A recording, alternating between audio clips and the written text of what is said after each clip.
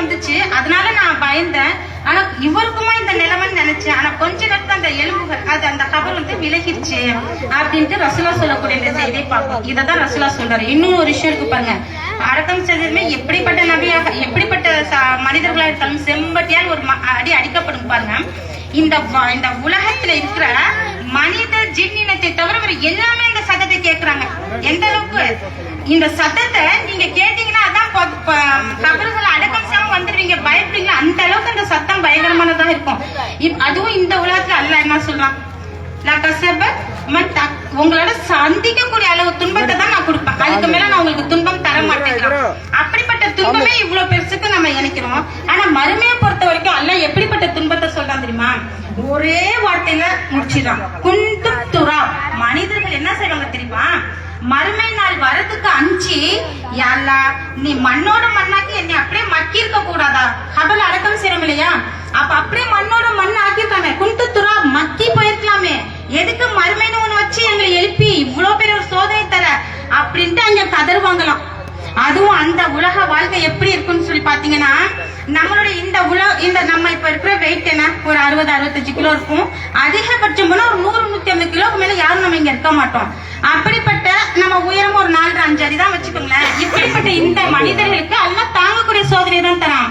ஆனா மறுமையை பத்தி சொல்லும் பொழுது ரசூலா சொல்றாரு, ஒருவருடைய கடாபர் அந்த கோரை பற்கள் இருக்குல்ல, அது எந்த அளவுக்கு இருக்கணும் பாத்தீங்கன்னா, உஹது மலை எவ்வளவு பெருசுக்கு இருக்கோ ஒருவருடைய பற்கள் அவ்வளவு பெருசுக்கு இருக்கும். ஏன்? அந்த வேதனையை நீங்க உணரணுங்கிறதுக்காக, அதிக அளவு சுவைக்கணுங்கிறதுக்காக. அல்லாஹ் எவ்வளவு இரக்கமுடையவனாக இருக்கிறானோ அதே சமயத்துல கண்டிக்கக்கூடியவனாகவும் இருக்கிறான். இந்த உலகத்துல உங்களுக்கு கொடுக்கப்பட்ட நேரம் நீங்க திருந்திக் கொள்வதற்கு தான்.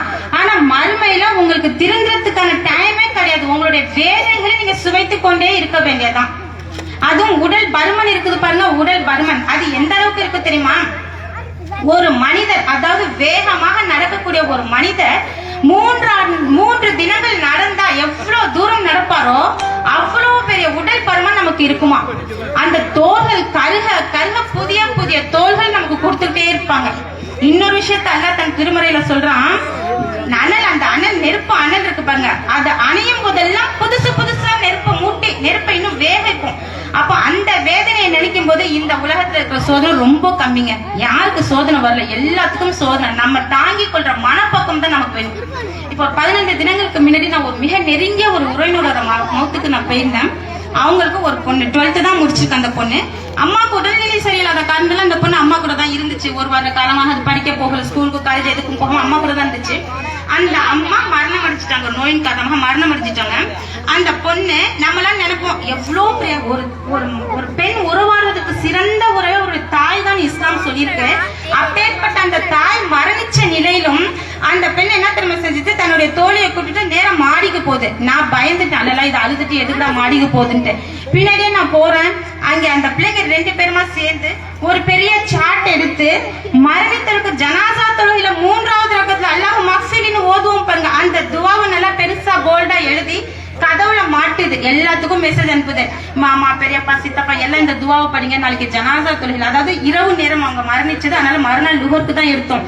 நாளைக்கு ஜனாசா தொழுகையில தெரிஞ்ச அரபியில படிச்சா முடிஞ்சா படிங்க, இல்லைன்னா தமிழ்னாச்சும் இதோட பொருளை கெட்டது எங்க அம்மாவுக்காக துவா கேளுங்கிறாங்க.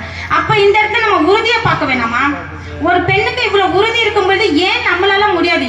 நமக்கு அல்லதான் பஸ்திரின் சாவிரி நற்செய்தின்னு சொல்லிட்டானே, அப்ப நம்ம எவ்வளவு பொறுமையா இருக்கணும். இன்ஷா வரக்கூடிய பொறுமையில நம்ம நல்லா சமாளிக்கணும். நமக்கு நம்மள எல்லாம் வந்து 3 பிரிவா பிரிப்பான மறுமையில. எப்படி?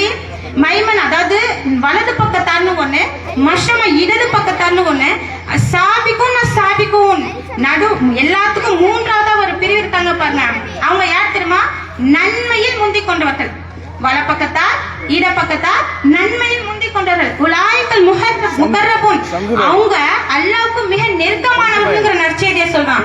அப்ப அந்த 3வது ஆளாச்சும் நம்ம வர வேணாமா? நம்ம மாணவிகள்லாம் அண்ணன் பிஜே கையில தான் சர்டிபிகேட் வாங்கிட்டு ரொம்ப ஆர்வமா இருக்கிறாங்க. அது தப்பு நான் சொல்லல. ஒரு மாற்றத்துக்கு இன்னைக்கு ஒரு தலைவர் சிறந்த தலைவர்னா பிஜே அண்ணா அவர்கள் சொல்லலாம். எப்படி ஒரு பெரிய இணைவைப்புல எல்லாம் நம்ம மூழ்கி கட்டணும். நானும் ஒரு காலகட்டத்தில் அப்படிதான் இருந்தேன். எக்ஸாம் வந்தா தர்காவுக்கு போயிட்டு வந்தா எக்ஸாம்கே படிக்க போற சொல்லுவாங்க. அந்த மாதிரியான ஒரு இணை கற்பிப்புல தான் நம்ம இருந்தோம். கொஞ்சம் கொஞ்சமா பயானி கேட்டு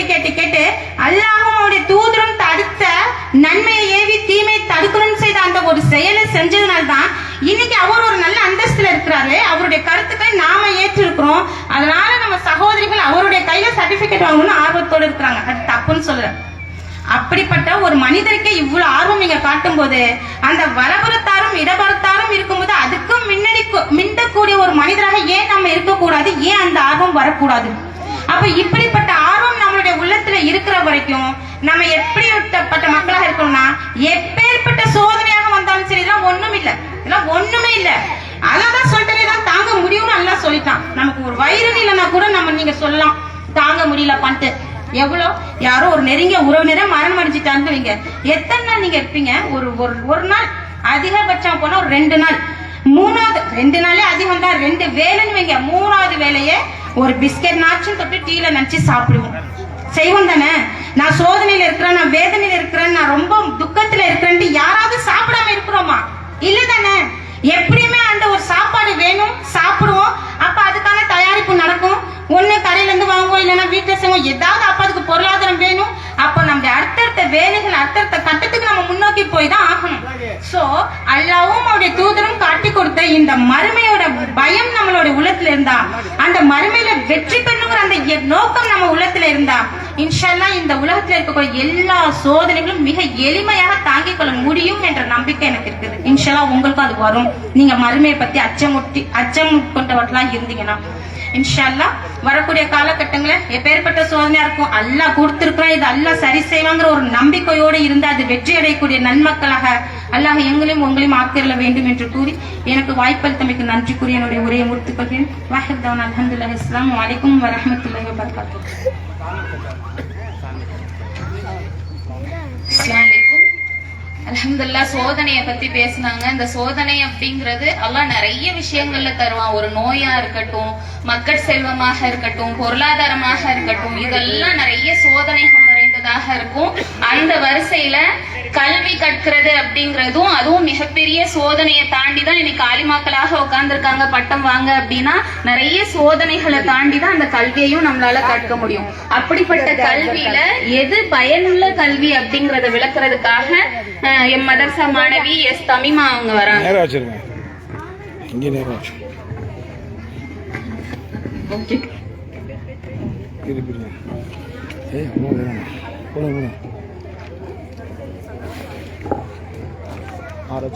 अस्सलामु अलैकुम व रहमतुल्लाहि व बरकातुहू। इन्नल हम्दुलिल्लाहि नहमदुहु व नस्तईनुहु व नस्तगफिरुहु व नऊदु बिल्लाहि मिन शुरूरि अनफुसिना व मिन सय्यिआति अमालिना। मन यहदिहिल्लाहु फला मुदिल्ल लहु व मन युद्लिल्हु फला हादिय लहु। अशहदु अल्ला इलाहा इल्लल्लाह व अशहदु अन्न मुहम्मदन अब्दुहु व रसूलुहु अम्मा बाद। या अय्युहन्नास इत्तकू रब्बकुमुल्लज़ी खलक़कुम मिन नफ्सिन वाहिदा व खलक़ मिन्हा ज़ौजहा व बस्स मिन्हुमा रिजालन कसीरन व निसाअ वत्तकुल्लाह अल्लज़ी तसालून बिही वल अर्हाम इन्नल्लाह कान अलैकुम रक़ीबा। या मुक़ल्लिबल क़ुलूब சப்பித் கல்வி அலா தீனிக। உள்ளங்களை புரட்டக்கூடியவனே, என்னுடைய உள்ளத்தை உன்னுடைய மார்க்கத்தின் பால் நிலைபெற செய்வாயாக என்று பிரார்த்தித்தவளாக என்னுடைய உரையை ஆரம்பம் செய்கின்றேன். அல்ஹம்துலில்லாஹ்.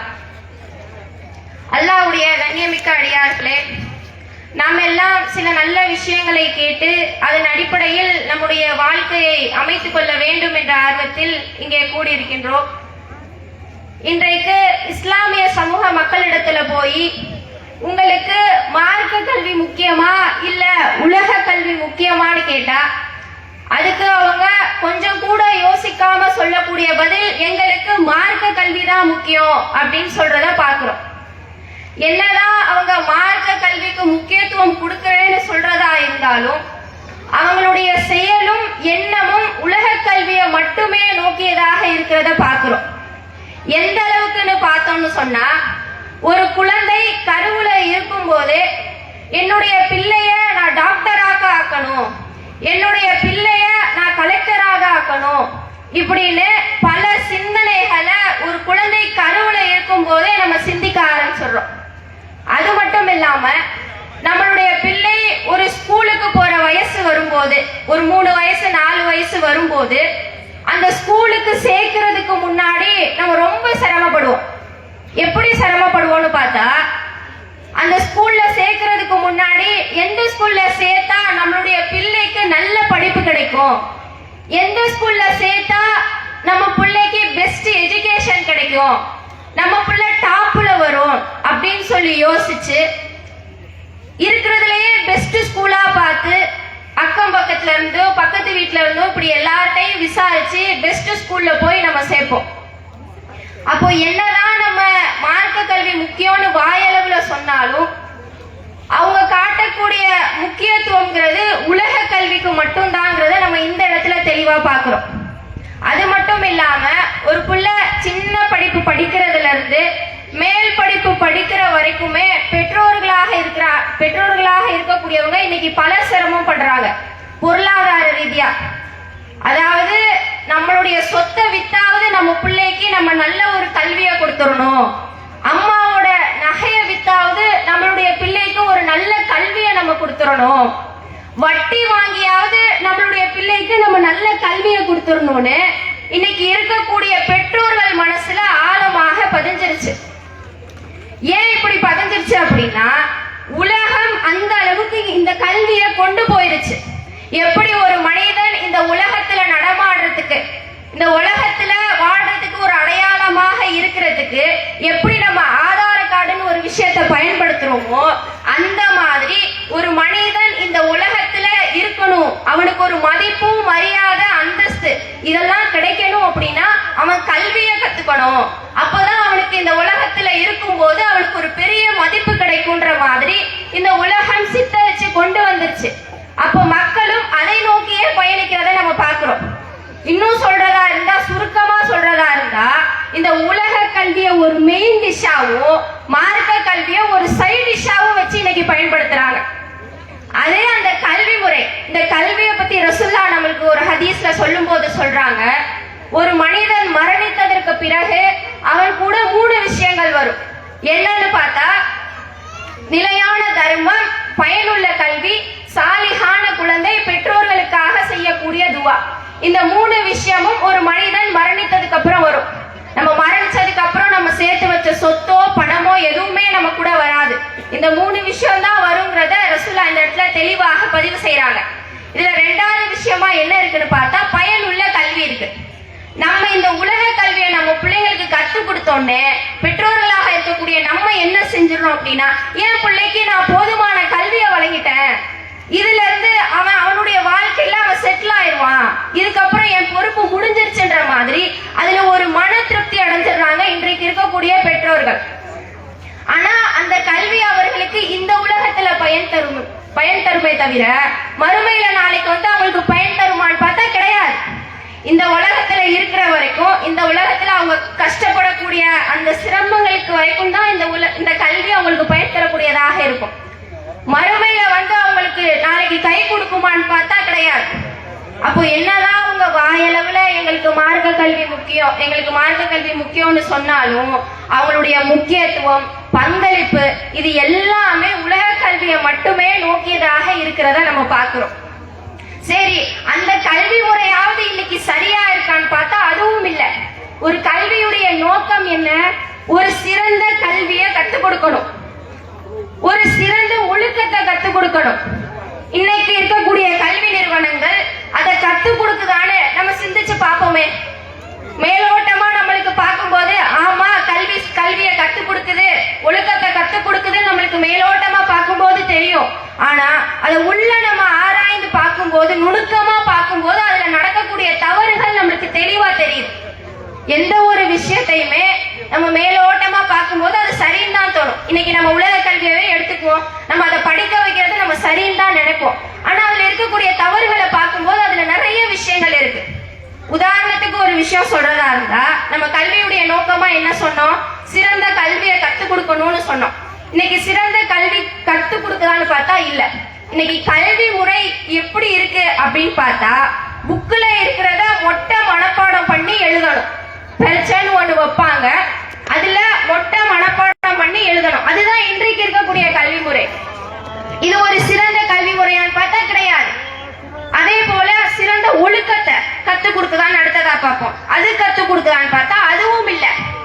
இன்னைக்கு நம்ம பிள்ளைகளை காலேஜுக்கு அனுப்புறோம். எதுக்கு அனுப்புறோம்? படிக்க அனுப்புறோம். படிக்கிற இடத்துல எதுக்கு மொபைல் போனு? மொபைல் போன் கொண்டு வரதை இன்னைக்கு கல்லூரி நிர்வாகமே அனுமதிக்குது. அப்ப இது ஒரு ஒழுக்கத்தை கத்துக் கொடுக்குதா கல்வி? ஒரு சிறந்த கல்வியை கத்துக் கொடுக்குதா? இல்ல. அப்போ நம்மளுக்கு நம்ம என்ன திருப்தி அடைஞ்சிடும்? நம்ம பிள்ளைக்கு நம்ம கல்வியை கத்துக் கொடுத்துட்டோம், பயனுள்ள கல்வியை கத்துக் கொடுத்துட்டோம், இனிமே அது லைஃப்ல செட்டில் ஆயிடும்னு நம்ம ஒரு பெரிய நிம்மதி அடைஞ்சிடறோம்.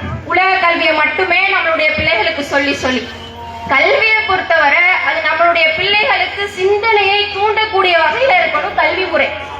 இன்றைக்கு இருக்கக்கூடிய கல்வி முறை அப்படி இல்லை.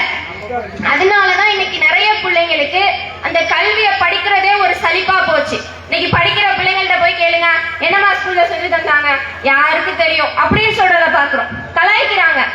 அப்போ கனியா இனிக்கக்கூடிய இந்த கல்வி இன்னைக்கு கசந்ததுக்கு காரணம் இதுதான். கல்வியை கத்துக் கொடுக்குது, புத்தகத்துல இருக்கிறத அப்படியே சொல்லி கொடுக்குது, அவ்வளவுதான். மற்றபடி அந்த பிள்ளைக்கு ஒரு சிந்தனையை தூண்டி ஒரு கேள்வி வர அளவுக்கு கல்வியை சொல்லி கொடுக்குதான்னு பார்த்தா கிடையாது. ஆனா நம்ம இதுதான் சிறந்த கல்வின்னு நம்ம ஒரு திருப்தி அடைஞ்சிடும். நம்ம பிள்ளைக்கு ஒரு நல்ல கல்வியை கொடுத்துட்டோன்னு நம்ம திருப்தி அடைஞ்சிடும். கல்வியுடைய முதல் படியே என்னன்னு பார்த்தா அல்லாஹ்வுடைய அச்சம் ஒரு மனிதனுக்கு வரணும். அப்போ இனி வரக்கூடிய காலகட்டத்திலேயாவது நம்ம என்ன செய்யணும்னு பார்த்தா நம்ம பிள்ளைகளுக்கு கல்வி கற்றுக் கொடுக்கக்கூடிய விஷயத்துல சிந்திச்சு செயல்படக்கூடியவர்களாக இருக்கணும். நம்மளுடைய பிள்ளைகளுக்கு இந்த உலக கல்வி கற்றுக் கொடுத்ததோட நிறுத்திடாம அதோட சேர்த்து நம்மளுடைய மார்க்க கல்வியையும் நம்ம கத்துக் கொடுக்கணும். அப்படி அந்த மார்க்க கல்வியை நம்ம கத்துக் கொடுத்துட்டோம் அப்படின்னா எந்த தவறுமே நம்மளுடைய பிள்ளைகள் செய்ய மாட்டாங்க. இன்னைக்கு நிறைய பேரு கல்லூரி படிக்கிறவங்களாக இருக்கட்டும், பள்ளிக்கூடத்துல படிக்கிறவங்களாக இருக்கட்டும், ஒரு வழி தவறி போறாங்கன்னா அதுக்கு காரணம் இதுதான். ஏன்னா அவங்களுக்கு நம்ம உலக கல்வியை மட்டுமே போதிச்சிட்டோம், மார்க்கத்துல இருக்கிறத சொல்லல. அதனால அவங்களுக்கு எது சரி எது தப்புன்னு அவங்களுக்கு தெரியல. அதனாலதான் இன்னைக்கு நிறைய பிள்ளைங்க வழி தவறி போறதை நம்ம பாக்குறோம்.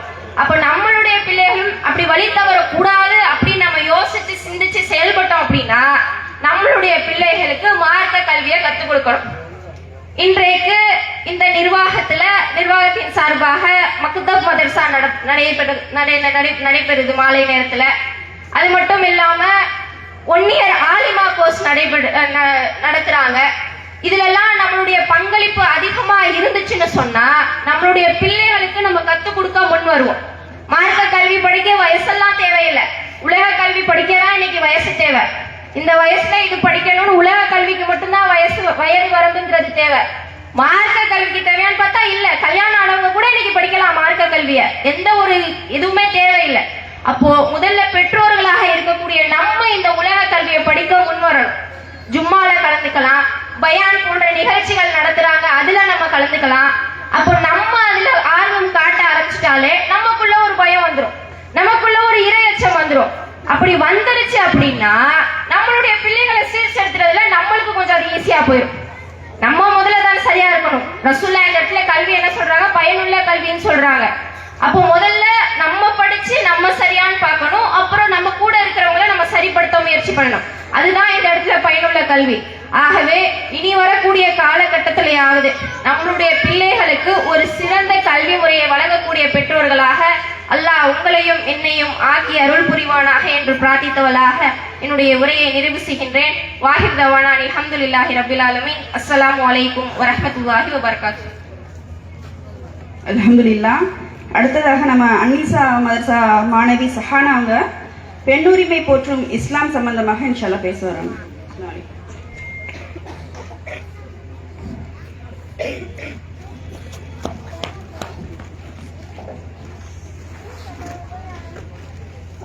अस्सलामु अलैकुम व रहमतुल्लाहि व बरकातुहू। इन्नल हम्दुलिल्लाहि नहमदुहु व नस्तईनुहु व नस्तगफिरुहु व नऊज़ु बिल्लाहि मिन शुरूरि अनफुसिना व मिन सय्यिआति अअमालिना मन यहदिहिल्लाहु फला मुडिल्ल लहु व मन युद्लिल्हु फला हादिय लहु व अशहदु अन ला इलाहा इल्लल्लाह वहदहु ला शरीका लहु وأشهد أن محمدا عبده ورسوله أما بعد يا أيها الذين آمنوا اتقوا الله حق تقاته ولا تموتن إلا وأنتم مسلمون يا أيها الناس اتقوا ربكم واحدة وخلق منها زوجها وبث منهما رجالا كثيرا ونساء واتقوا الله الذي تسألون به والأرحام إن الله كان عليكم رقيبا يا أيها الذين آمنوا اتقوا الله وقولوا قولا سديدا يصلح لكم أعمالكم ويغفر لكم ذنوبكم ومن يطع الله ورسوله فقد فاز فوزا عظيما قال رب اشرح لي صدري ويسر لي أمري واحلل عقدة من لساني يفقهوا قولي. வார்த்தைகளில் சிறந்த வார்த்தை அல்லாஹ்வின் வார்த்தை என்றும் வழிகாட்டுதலின் சிறந்த வழிகாட்டி முஹம்மது நபி ஸல்லல்லாஹு அலைஹி வஸல்லம் அவர்களின் வழிகாட்டுதல் என்றும் மார்க்கத்தில் புதிதாக நுழைப்பது பித்தத் என்றும் ஒவ்வொரு பித்தத்தும் வழிகேடும் என்றும் ஒவ்வொரு வழிகேடும் நம்மை நரகத்தின் பக்கம் இழுத்துச் செல்லும் என்று எனது உரையினை ஆரம்பம் செய்கிறேன். கண்ணியமிக்க எல்லாம் வல்ல அல்லாஹ்வின் நல்லடியார்களே, இஸ்லாமிய மார்க்கம் பெண்களுக்கு என்னென்ன உரிமைகளை வழங்கி இருக்கு, எந்த அளவிற்கு இஸ்லாமிய மார்க்கம் பெண்ணினத்தை கண்ணியப்படுத்தி சிறப்புப்படுத்தி சொல்லுகிறது அப்படின்ட்டு நம்ம தெரிஞ்சுக்கணும்னா அதுக்கு முன்னாடி மற்ற மதத்திலையும் அதாவது முன்னாடி காலத்துல பெண்கள் எப்படி பார்க்கப்பட்டாங்க அது தெரிஞ்சுக்கிட்டாதான் இஸ்லாமியோடைய மார்க்கம் பெண்களுக்கு உரிமையை வழங்குகிறதா இதை பறிக்கிறதான்னு சொல்லிட்டு நமக்கு தெரியும். நம்ம பார்த்தோம்னா அதாவது ரசுல்லாவும் வேதமும் நமக்கு வருவதுக்கு முன்னாடி அரபு காலத்துல எப்படி இருந்துச்சுன்னா பெண் குழந்தை பிறந்தாலே ஒரு என்ன செய்வாங்க, இழிவாக நினைப்பாங்க. அதாவது பெண் குழந்தை உயிரோடு என்ன செய்வாங்கன்னா புதைக்கக்கூடியவர்களாக இருப்பாங்க. இன்னும் மற்ற மதத்துல பார்த்தோம்னா பெண்களை அடிமைப்படுத்தக்கூடியவர்களாக இருக்காங்க. அப்போ ரசுல்லா வந்தக்கு அப்புறம் அதாவது இஸ்லாமிய மார்க்கம் வந்தக்கு அப்புறம் தான் பெண்களுக்கு என்ன செய்யப்பட்டுச்சு, அதிகமாக உரிமைகள் வழங்கப்பட்டுச்சு. இன்னும் பாத்தீங்கன்னா ஒரு 4-5 ஆண்டுகளுக்கு முன்னாடி பார்த்தோம்னா அதிகமாக என்ன போராட்டம் செய்வாங்க அப்படின்னு பார்த்தோம்னா பெண் சிசு கொலையை நம்ம தடுக்கணும் அப்படிங்கறது தான் போராட்டமாக செய்வாங்க. ஏன்னா அந்த அளவுக்கு பெண்களை சிசுவிலே என்ன செய்யறாங்க, கலைச்சணுங்கிறதுக்காக என்ன செய்யறாங்கன்னா நிறைய பேர் பெண் சிசு கொலை செய்யக்கூடியவர்களாக இருக்காங்க. அதுல இருந்து நம்ம என்ன செய்யணும், பெண்களை வெளியில கொண்டு வரணுங்கிறதுக்காக இஸ்லாமிய மார்க்கமும் அல்லாஹ்வுடைய வேதமும் அதிகமாக சொல்லி காட்டக்கூடியதாக இருக்கு. அதாவது இந்த பெண் குழந்தை பிறக்கிறத பார்த்தோம்னா மற்றவங்க என்ன செய்யறாங்க, பெண் குழந்தை பிறந்தாலே அவங்களுடைய முகங்கள் என்ன செய்யுது, கருத்து போயிருது. இன்னும் என்ன செய்யறாங்கன்னா அந்த பெண் குழந்தை அதாவது பிறந்த செய்தி கேட்டாலே அவங்க பெண் குழந்தையா அப்படின்னு சொல்லிட்டு நினைக்கிற அளவுக்கு இருக்கு. ஆனா அல்லாஹ் ரப்புல் ஆலமீன் சொல்றான், இந்த பெண் குழந்தை பிறக்கிறத பத்தி சொல்றான், வைதா புஷிர அஹதுஹும் பில் உன்சா, அதாவது பெண்கள் பிறந்தது நற்செய்தி அப்படின்ட்டு இறைவன் சொல்லக்கூடியவனாக இருக்கான். இன்னும் லல்ல வஜுஹு முஸ்வதா, அதாவது அந்த செய்தி சொல்லப்பட்டா என்ன செய்யுது, மனிதர்களோட முகம் என்ன செய்து கருக்கக்கூடியதாக இருக்கு அப்படின்ட்டு அல்லாஹ் தன் திருமறை குர்ஆன்ல சொல்லக்கூடியவனாக இருக்கான். அப்போ அல்லாஹ் என்ன செய்யறான், அதாவது புஷிரா அப்படின்றாங்க. பெண் குழந்தைங்கிறது ஒரு நற்செய்தி அப்படின்னு சொல்லிட்டு அல்லாஹ் ரப்புல் ஆலமீன் சொல்லக்கூடியவனாக இருக்கான். அப்போ அல்லாஹ் சொல்லக்கூடிய காரணம் அல்லாஹ் அதிகமான காரணங்கள் அடங்கி இருக்கக்கூடியதாக இருக்கும். இன்னும் என்ன செய்யறாங்க, அல்லாஹ் என்ன சொல்றான்னா, அதாவது படைப்பினங்களே சிறந்த படைப்பு இந்த மனித படைப்பு தான் அப்படின்னு சொல்லிட்டு அல்லாஹ் ரப்புல் ஆலமீன் சொல்லக்கூடியவனாக இருக்கான். அதாவது வழக்கது கர்ரம்னா பனி ஆதம, அதாவது ஆதமுடைய சந்ததிகளை என்ன செஞ்சிருக்கோம், நாங்க கண்ணியப்படுத்திருக்கோம், மேன்மைப்படுத்திருக்கோம் அப்படின்ட்டு இறைவன் தன் திருமறை குர்ஆன்ல சொல்லக்கூடியவனாக இருக்கான். அப்போ ஆதமுடைய சந்ததிகள் மக்கள்லாம் யாருன்னு சொல்லி பார்த்தோம்னா இந்த ஆண்கள் பெண்களை தான் என்ன செய்யறானா இறைவன் சொல்லக்கூடியவனாக இருக்கான். அப்படி இருக்கும் பொழுது பெண்களையும் என்ன செய்யறானா இறைவன் தனிப்பட்ட முறையில் சிறப்பித்து கூறக்கூடியவனாக இறைவன் என்ன செய்யறானா இருக்கான். அதாவது அனைத்து முஸ்லிம்களுக்கும் ஒரு முன்னுதாரணமாக 2 பெண்களை தான் என்ன செய்யறானா இறைவன் சொல்லக்கூடியவனாக இருக்கான். அந்த பெண்கள் யார் என்று பார்த்தால் ஆசியா அலைஹிஸ்ஸலாம் அவர்களும் மரியம் அலைஹிஸ்ஸலாம் அவர்களும் தான். இப்படி பெண்கள் அதாவது முஃமின்கள் ஆண்களாக இருக்கட்டும் பெண்களாக இருக்கட்டும் ஒட்டுமொத்த அதாவது மறுமை வரை வரக்கூடிய இந்த மனிதர்களுக்கு முஃமின்களுக்கு என்னது அதாவது முன்னுதாரணமாக ரோல் மாடல் அவங்கள்ட்ட இருக்கு அப்படின்னு சொல்லிட்டு ஒரு பெண்ணை தான் என்ன செய்யறானா இறைவன் சொல்லி காட்டக்கூடியவனாக இருக்கிறான். அது மட்டும் இல்லாம பெண் அன்னிசா அதாவது பெண்கிற ஒரு அத்தியாயமே குர்ஆன்ல இருக்கு. குர்ஆன்ல 114 அத்தியாயங்கள் இருக்கு. அதுல ஒரு அத்தியாயமாக அன்னிசா அப்படின்ட்டு என்ன செய்யறானா இறைவன் ஒரு அத்தியாயத்தையே அருளக்கூடியவனாக இருக்கான். சிறுவர்கள் சொல்லிட்டு அத்தியாயம் இல்ல, ஆண்கள் சொல்லிட்டு அத்தியாயம் இல்ல, பெரியவர்கள் சொல்லிட்டு அத்தியாயம் இல்ல. ஆனா இறைவன் என்ன செய்யறான், பெண்கள் அன்னிசாங்கிற ஒரு அத்தியாயத்தை இறைவன் அருளக்கூடியவனாக இருக்கான். அந்த அத்தியாயத்துல நம்ம பார்த்தோம்னா பெண்கள் தொடர்பான விஷயங்களும் அவங்களுக்கு உரிமை விஷயங்களும் இன்னும் அவங்களுக்கு கண்ணியத்தை பத்தி சிறப்புகள் பத்தி இறைவன் என்ன செய்யறான்னா அந்த வசனத்துல அந்த அத்தியாயத்துல சொல்லக்கூடியவனாக இருக்கிறான். அதாவது இன்னும் இந்த மார்க்கம் பெண்களை எந்த அளவுக்கு கண்ணியம் செய்கிறது அப்படின்னு சொல்லி பார்த்தோம்னா, ஒரு ஆணோட வாழ்வுல வந்து பெண்கள் வந்து 4 விஷயங்கள்ல வந்து என்ன செய்யறாங்கன்னா பங்கு வகிக்கக்கூடியவர்களாக இருக்காங்க.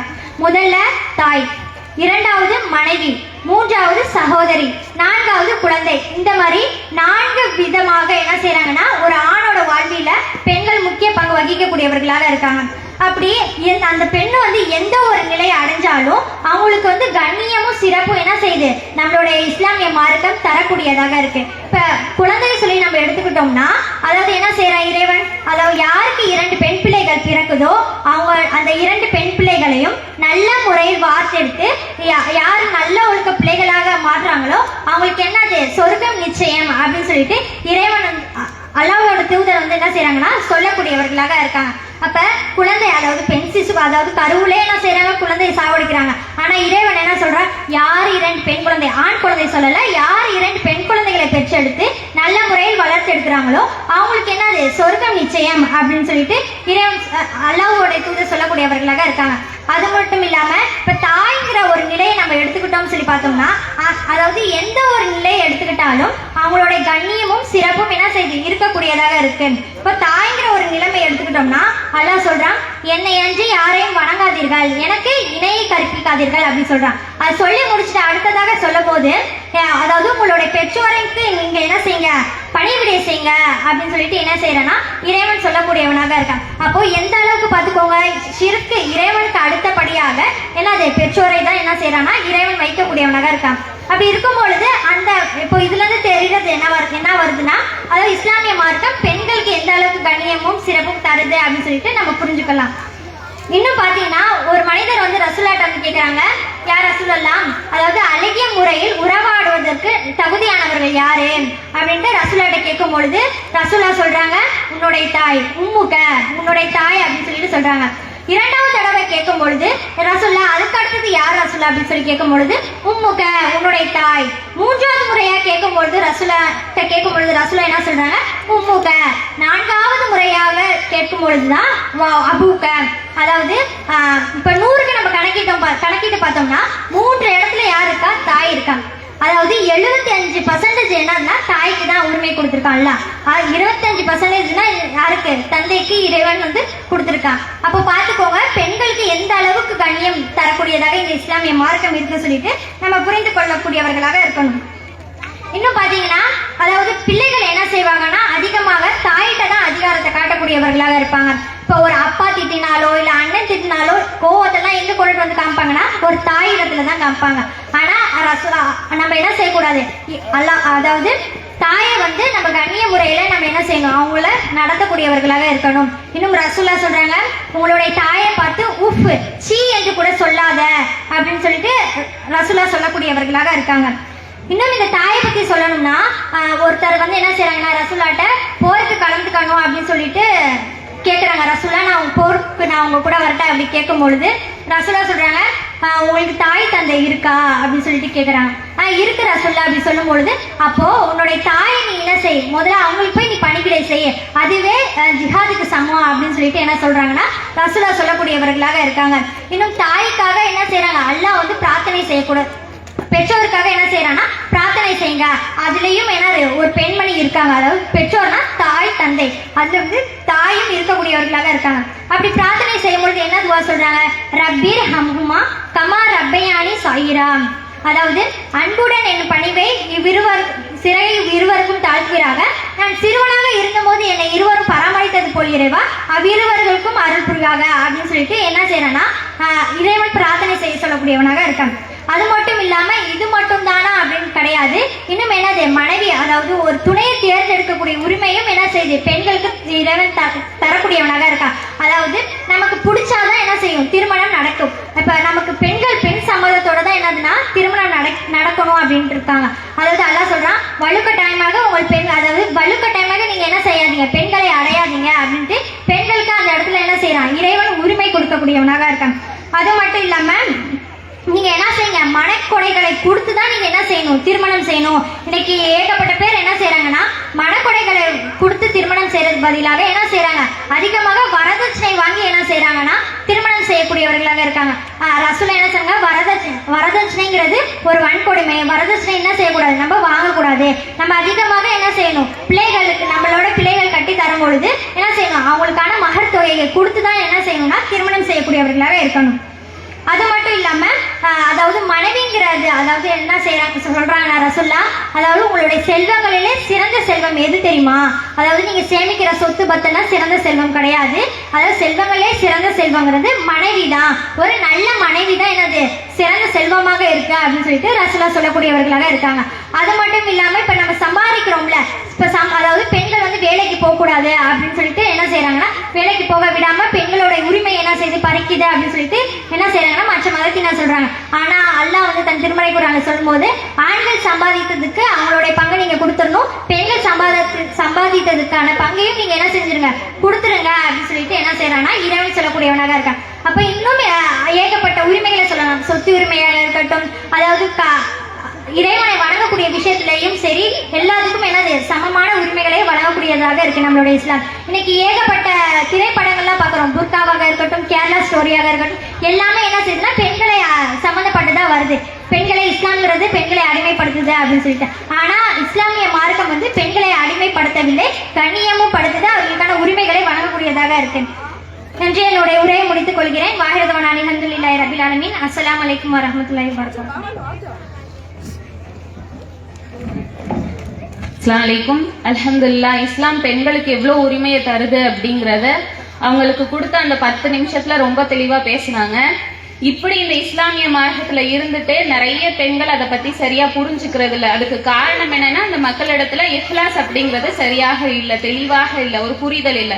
அப்படிப்பட்ட இஹ்லாஸை பத்தி விளக்குறதுக்காக அன்னிசா இஸ்லாமிய கல்லூரி மாணவி முபின் வராங்க.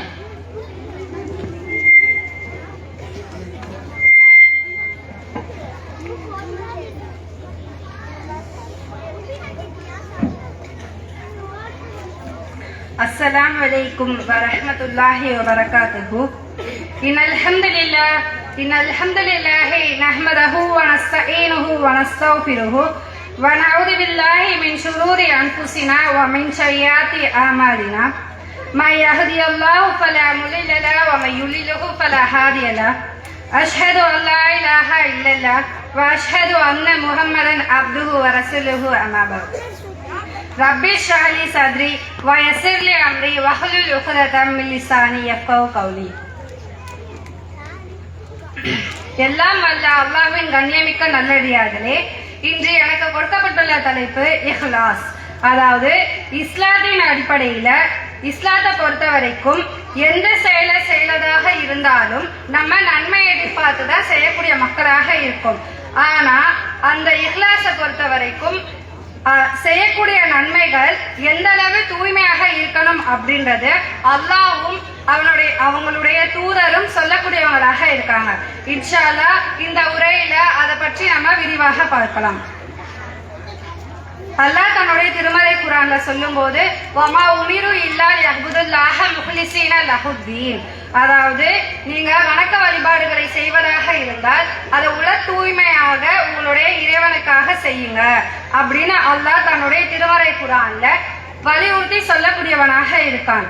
ஆனால் பெரும்பாலான மக்கள் இங்க பார்த்தோம்னாக்கா என்ன பண்றாங்க, அவங்க செய்யக்கூடிய நன்மைகள் எல்லாத்தையுமே பிறர் பார்க்கணும், பிறர் என்னை பெருமையாக பேசணும், பிறர் என்னை புகழணும், போற்றணும் அப்படின்றதுக்காக மட்டுமே செய்யக்கூடியவங்களாக இருக்காங்க.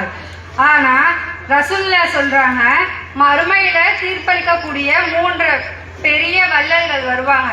ஆனா அவர்கள் எப்படி இருப்பாங்க, இந்த உலகத்திலேயே யாருமே செய்ய முடியாத மிக பெரிய விஷயங்கள் எல்லாத்தையுமே அவங்க செய்வாங்க. ஆனா அவங்க செய்யக்கூடிய அமலுக்கு அல்லாஹ் வந்துட்டு நரகத்தை தான் கொடுக்கக்கூடியவனாக இருப்பாங்க. அது மட்டும் அல்லாம முதல்ல மறுமையில தீர்ப்பளிக்கப்படுவது வந்துட்டு உயிர் தியாகி, அதாவது அறப்போர் புரிந்து அல்லாஹ்வுக்காக உயிர் தியாகம் செஞ்சவங்க. அவங்களதான் வந்துட்டு அல்லாஹ் வந்துட்டு மறுமையில தீர்ப்பளிக்கிறதுக்காக முதல்ல கூப்பிடுவான். அப்படி கூப்பிடும் போது அல்லாஹ் வந்துட்டு அவருக்கு கொடுத்திருக்க அருட்கொடையை பற்றி கேட்பான். உனக்கு நான் கொடுத்த அருட்கொடையை நீ எந்த அளவு பயன்படுத்தினா அப்படின்னு கேட்கும்போது அந்த மனிதர் சொல்லுவாரு, யா அல்லாஹ், நீ கொடுத்த அருட்கொடையான என்னோட உயிரை உனக்காக நான் தியாகம் செஞ்சேன். அதாவது அறப்போர் புரியல அதுல என்னுடைய உயிரை தியாகம் செஞ்சேன் அப்படின்னு சொல்லுவாங்க. ஆனா அல்லாஹ் சொல்லுவான், இல்ல நீ எனக்காக வந்துட்டு அறப்போர் புரியவும் இல்லை, நீ எனக்காக உன்னுடைய உயிரை தியாகம் செய்யவும் இல்லை. ஏன்னா நீ உன்னை வந்துட்டு இந்த உலக மக்கள் எல்லாருமே மாவீரன்னு போற்றணும் புகழணும் அப்படின்னு மட்டும்தான் நீ செஞ்ச. அதோட உன்னுடைய நோக்கம் வந்துட்டு இந்த உலகத்திலே நிறைவேறிடுச்சு. நீ வந்துட்டு நரகத்துக்கு போ அப்படின்னு சொல்லிட்டு அல்லாஹ் வந்துட்டு முகம் குப்புற அவரை நரகத்துல தள்ளக்கூடியவனாக இருக்கான். இன்னும் அடுத்ததாக ஒரு நபர் என்ன யாருனாக்கா கல்வி கற்றவர். அவர் வந்துட்டு கல்வியை கற்று தானும் கற்று பிறருக்கும் எத்தி வைச்ச மார்க்க அறிஞர்.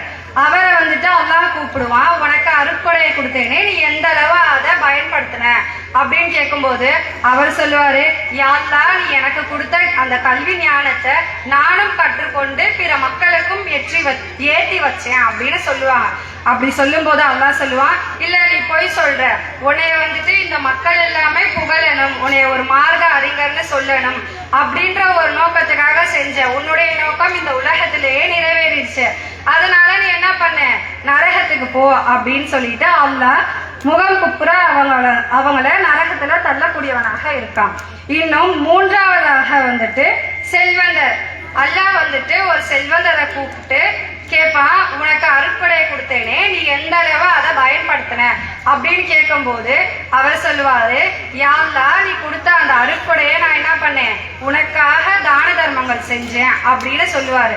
ஆனா அல்லாஹ் சொல்லுவான், இல்ல நீ வந்துட்டு எனக்காக அந்த செல்வத்தை செலவு செய்யல அப்படின்னு சொல்லுவான். சொல்லும் போது அல்லாஹ் சொல்லுவான், இந்த உலக மக்கள் எல்லாமே உன்னை கொடை வல்லல் அப்படின்னு புகழனும் போற்றணும்ன்றதுக்காக செஞ்ச. உன்னுடைய நோக்கம் வந்துட்டு அந்த உலகத்திலே நிறைவேறிச்சு, நீயும் நரகத்துக்கு போ அப்படின்னு சொல்லிட்டு அல்லாஹ் அவங்களையும் முகம் குப்புற நரகத்துல தள்ளக்கூடியவனாக இருக்கான். இந்த 3 செயல்களையும் செய்தவர்கள் யாருனாக்கா, இவ்வளோ பெரிய விஷயத்தை இந்த உலகத்துல யாருமே செய்ய முடியாது.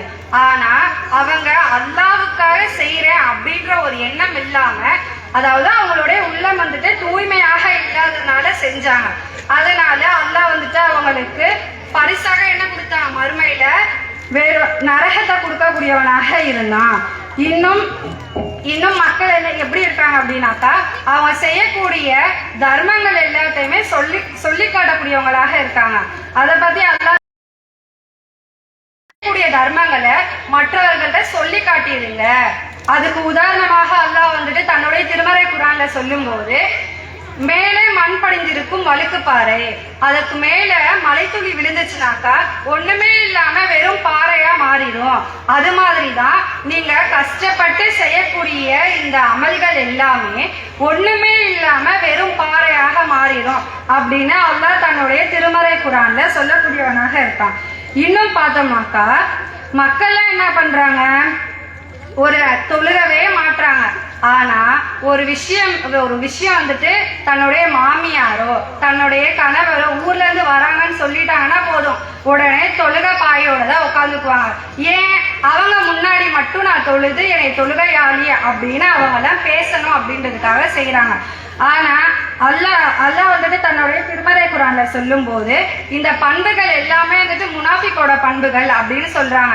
நம்ம ஒரு அமலை செய்யறதாக இருந்தா அல்லாஹ்வுக்காக மட்டுமே, அல்லாஹ்வுக்கு அஞ்சி மட்டுமே செய்யக்கூடிய மக்களாக இருக்கணும். இன்னும் அல்லாஹ் வந்துட்டு முனாஃபிக்க பத்தி சொல்லும் போது குர்ஆன்ல ஒரு அத்தியாயத்தையே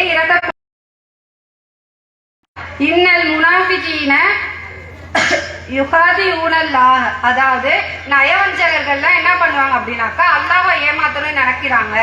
ஆனா அல்லாஹ் சொல்றான்,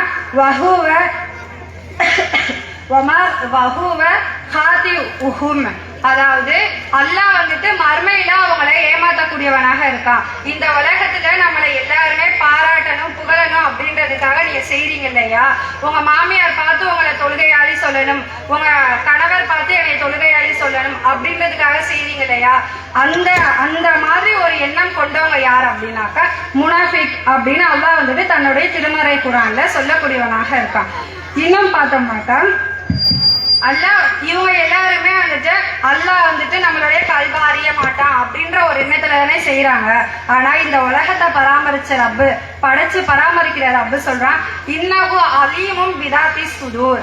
அதாவது அதாவது அல்லாஹ் வந்துட்டு உங்களுடைய உள்ளத்தை நன்கு அறியக்கூடியவனாக இருக்கான். உங்களுடைய உள்ளத்துல இருக்கக்கூடிய ஒவ்வொரு விஷயங்களையும் அறியக்கூடியவனாக இருக்கேன் அப்படின்னு அல்லாஹ் தன்னுடைய திருமறையில சொல்லக்கூடியவனாக இருக்கான். அப்படி பார்க்கும்போது நம்மளுடைய இக்லாஸ் வந்துட்டு தூய்மையாக இருந்தா மட்டும்தான் அல்லாஹ் நம்ம செய்யக்கூடிய ஒவ்வொரு அமல்களையுமே ஏற்றுக்கொள்ளக்கூடியவனாக இருப்பான்.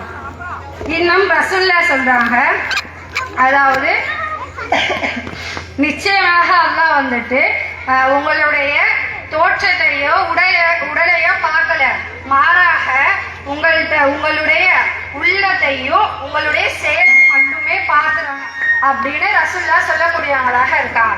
இதுல இருந்து நம்ம என்ன விளங்கிக்கணும் அப்படின்னாக்கா, நம்ம மற்றவங்க பார்க்குறாங்க, மற்றவங்க பார்த்து நம்மளை புகழணும் போற்றணும் அப்படின்றதுக்காக நம்ம செஞ்சோம்னாக்கா நம்மளுடைய அமல்கள் எல்லாமே ஒண்ணும் இல்லாம, அந்த பார்த்தோம் இல்லையா மேல மண் படிச்சு ஒண்ணுமே இல்லாம இருக்கிற மாதிரி நம்ம கஷ்டப்பட்டு செய்யக்கூடிய அமல்கள் எல்லாமே ஒண்ணுமே இல்லாம பாழாகிடும் அப்படின்னு அல்லாஹ் வந்துட்டு தன்னுடைய திருமறையில சொல்லக்கூடியவனாக இருக்கான். இன்னும் ரசூலுல்லாஹ் சொல்றாங்க இல்லையா, நம்மளுடைய உள்ளத்தை வந்துட்டு அல்லாஹ் பாக்குறான் அப்படின்ட்டு. அப்படி வந்துட்டு ஒரு ரசூலுல்லாஹ் ஒரு உதாரணத்தையும் சொல்லக்கூடியவங்களாக இருக்காங்க. ஒரு மனிதர் வந்துட்டு நடந்து போயிட்டு இருக்காங்க, அவங்களுக்கு கடுமையா தாகம் எடுக்குது. தாகம் எடுக்கும்போது என்ன பண்றாங்க அப்படின்னாக்கா, அவங்களுக்கு எப்படி அவங்க ஒரு கிணற்று இருக்கா, அந்த கிணற்றுல போய் இறங்கி தண்ணியை குடிச்சுக்கிறாங்க. அது குடிச்சு வெளியே வரும்போது ஒரு நாய் இருக்கு. அந்த நாய் வந்துட்டு தாகத்தினால தவிச்சு பார்த்துட்டு இருக்கு. அதை பார்த்தா அந்த மனிதர் என்ன பண்றாங்க அப்படின்னாக்கா, அவங்க இஃப்லாஸோட என்ன பண்றாங்க, அவங்களுடைய காலுறையை கழட்டி அதுல தண்ணி எடுத்துட்டு வந்து அந்த நாய்க்கு புகட்டக்கூடியவங்களாக இருக்காங்க. இதை பார்த்து அல்லாஹ் என்ன பண்றான், அவங்களுக்கு சொர்க்கத்தை கொடுக்கக்கூடியவங்களாக இருக்கான். இந்த 3 பேரை பார்த்தோம் இல்லையா, அவங்க எல்லாமே பண்ண வேலை வந்துட்டு மிக பெரிய விஷயம். ஆனா அவங்களுடைய உள்ளம் வந்துட்டு தூய்மையாக இல்லை. அதனால அல்லாஹ் வந்துட்டு நரகத்தை கொடுத்தான். ஆனா இவர் செஞ்ச ஒரு சின்ன விஷயம், ஒரு நாய்க்கு தண்ணி கொடுத்தாங்க, அதன் மூலியமா அல்லாஹ் வந்துட்டு அவங்களுக்கு சொர்க்கத்தை கொடுத்தான். எனவே வரக்கூடிய காலகட்டத்துல ரசூலுல்லாஹ் சொல்றாங்க இல்லையா, இன்னமல் ஆமாலு பின்னியார், செயல்கள் யாவுமே எண்ணத்தை பொறுத்துதான் அமையுது அப்படின்னு சொல்றாங்க. நம்ம செய்யக்கூடிய செயல்கள் சின்னதாக இருந்தாலும் பெருசாக இருந்தாலும் அதை வந்துட்டு நம்ம அல்லாஹ்வுக்காக செய்யறோன்ற எண்ணத்தோட செய்யக்கூடிய மக்களாக வாழணும். இன்ஷா அல்லாஹ் வரக்கூடிய காலத்துல உல தூய்மையோடு ஒவ்வொரு அமல்களும் செய்யக்கூடிய மக்களாக வாழ்ந்து சொர்க்கத்திலேயே உயர்ந்த சொர்க்கமான ஜன்னத்துல் ஃபிர்தௌஸை வல்ல ரஹ்மான் உங்களுக்கும் எனக்கும் ஆக்கி அருள் புரிவானாக என்று பிரார்த்தனை செய்தவராக எனது உரையை நிறைவு செய்கிறேன். வாஹிர் தவானா அல்ஹம்துலில்லாஹி ரப்பில் ஆலமீன். அஸ்ஸலாமு அலைக்கும் வரஹ்மத்துல்லாஹி வபரகாத்துஹு. அல்ஹம்துலில்லாஹ். இஸ்லாத்தின் பெண்களின் தியாகம் பற்றி அன்னிஷா கல்லூரியின் மாணவி என் பரக்கத் நிஷா பேச வருகிறார்.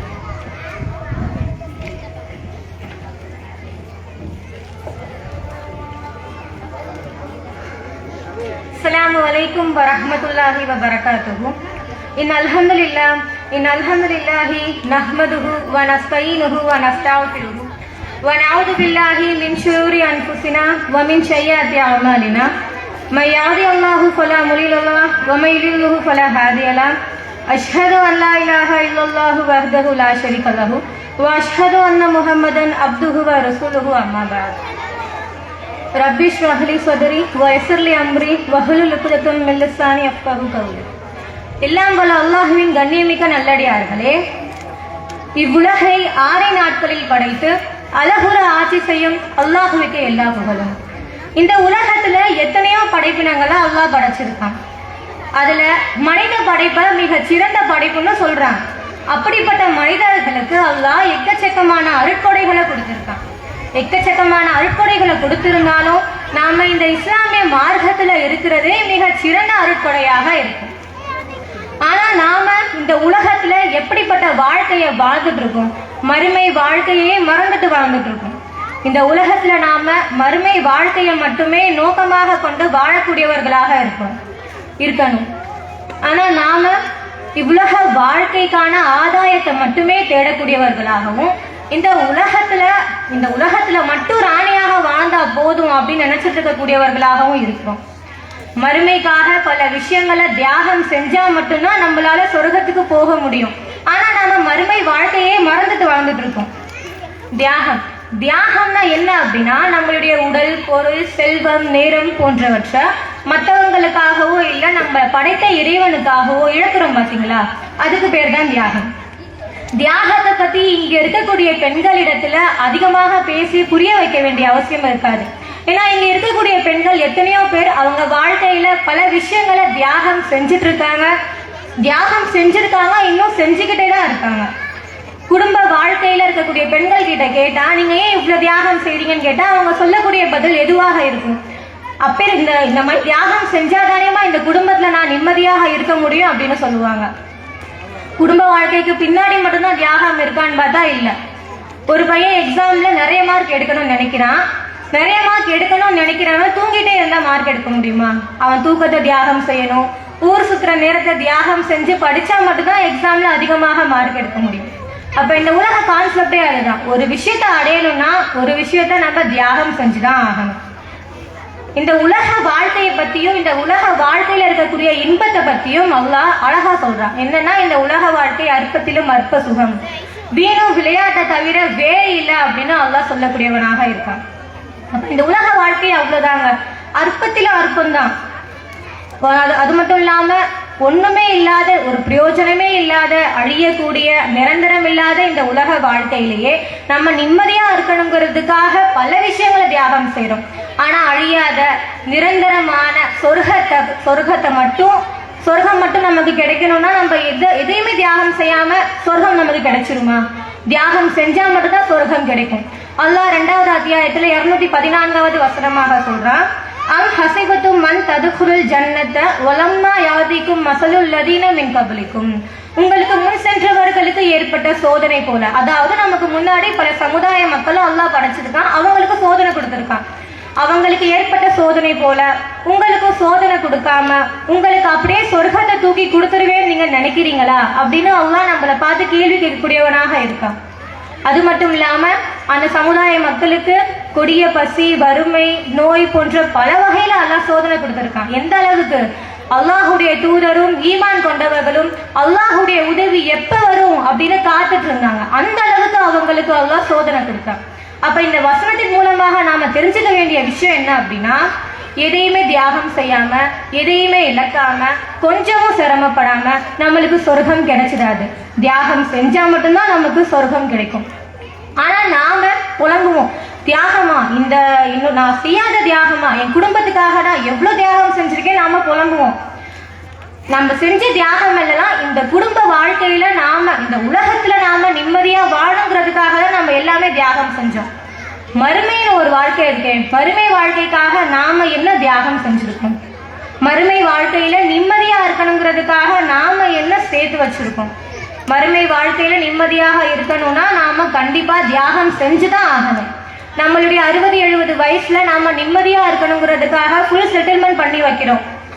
அப்ப 60-70 வயசுக்கு அப்புறம் பிற்காலம் மறுமை வாழ்க்கைன்னு ஒண்ணு இருக்கு, அங்க நிம்மதியாக வாழணும்னா கண்டிப்பா செட்டில்மெண்ட் செஞ்சு வச்சுதானே ஆகணும்.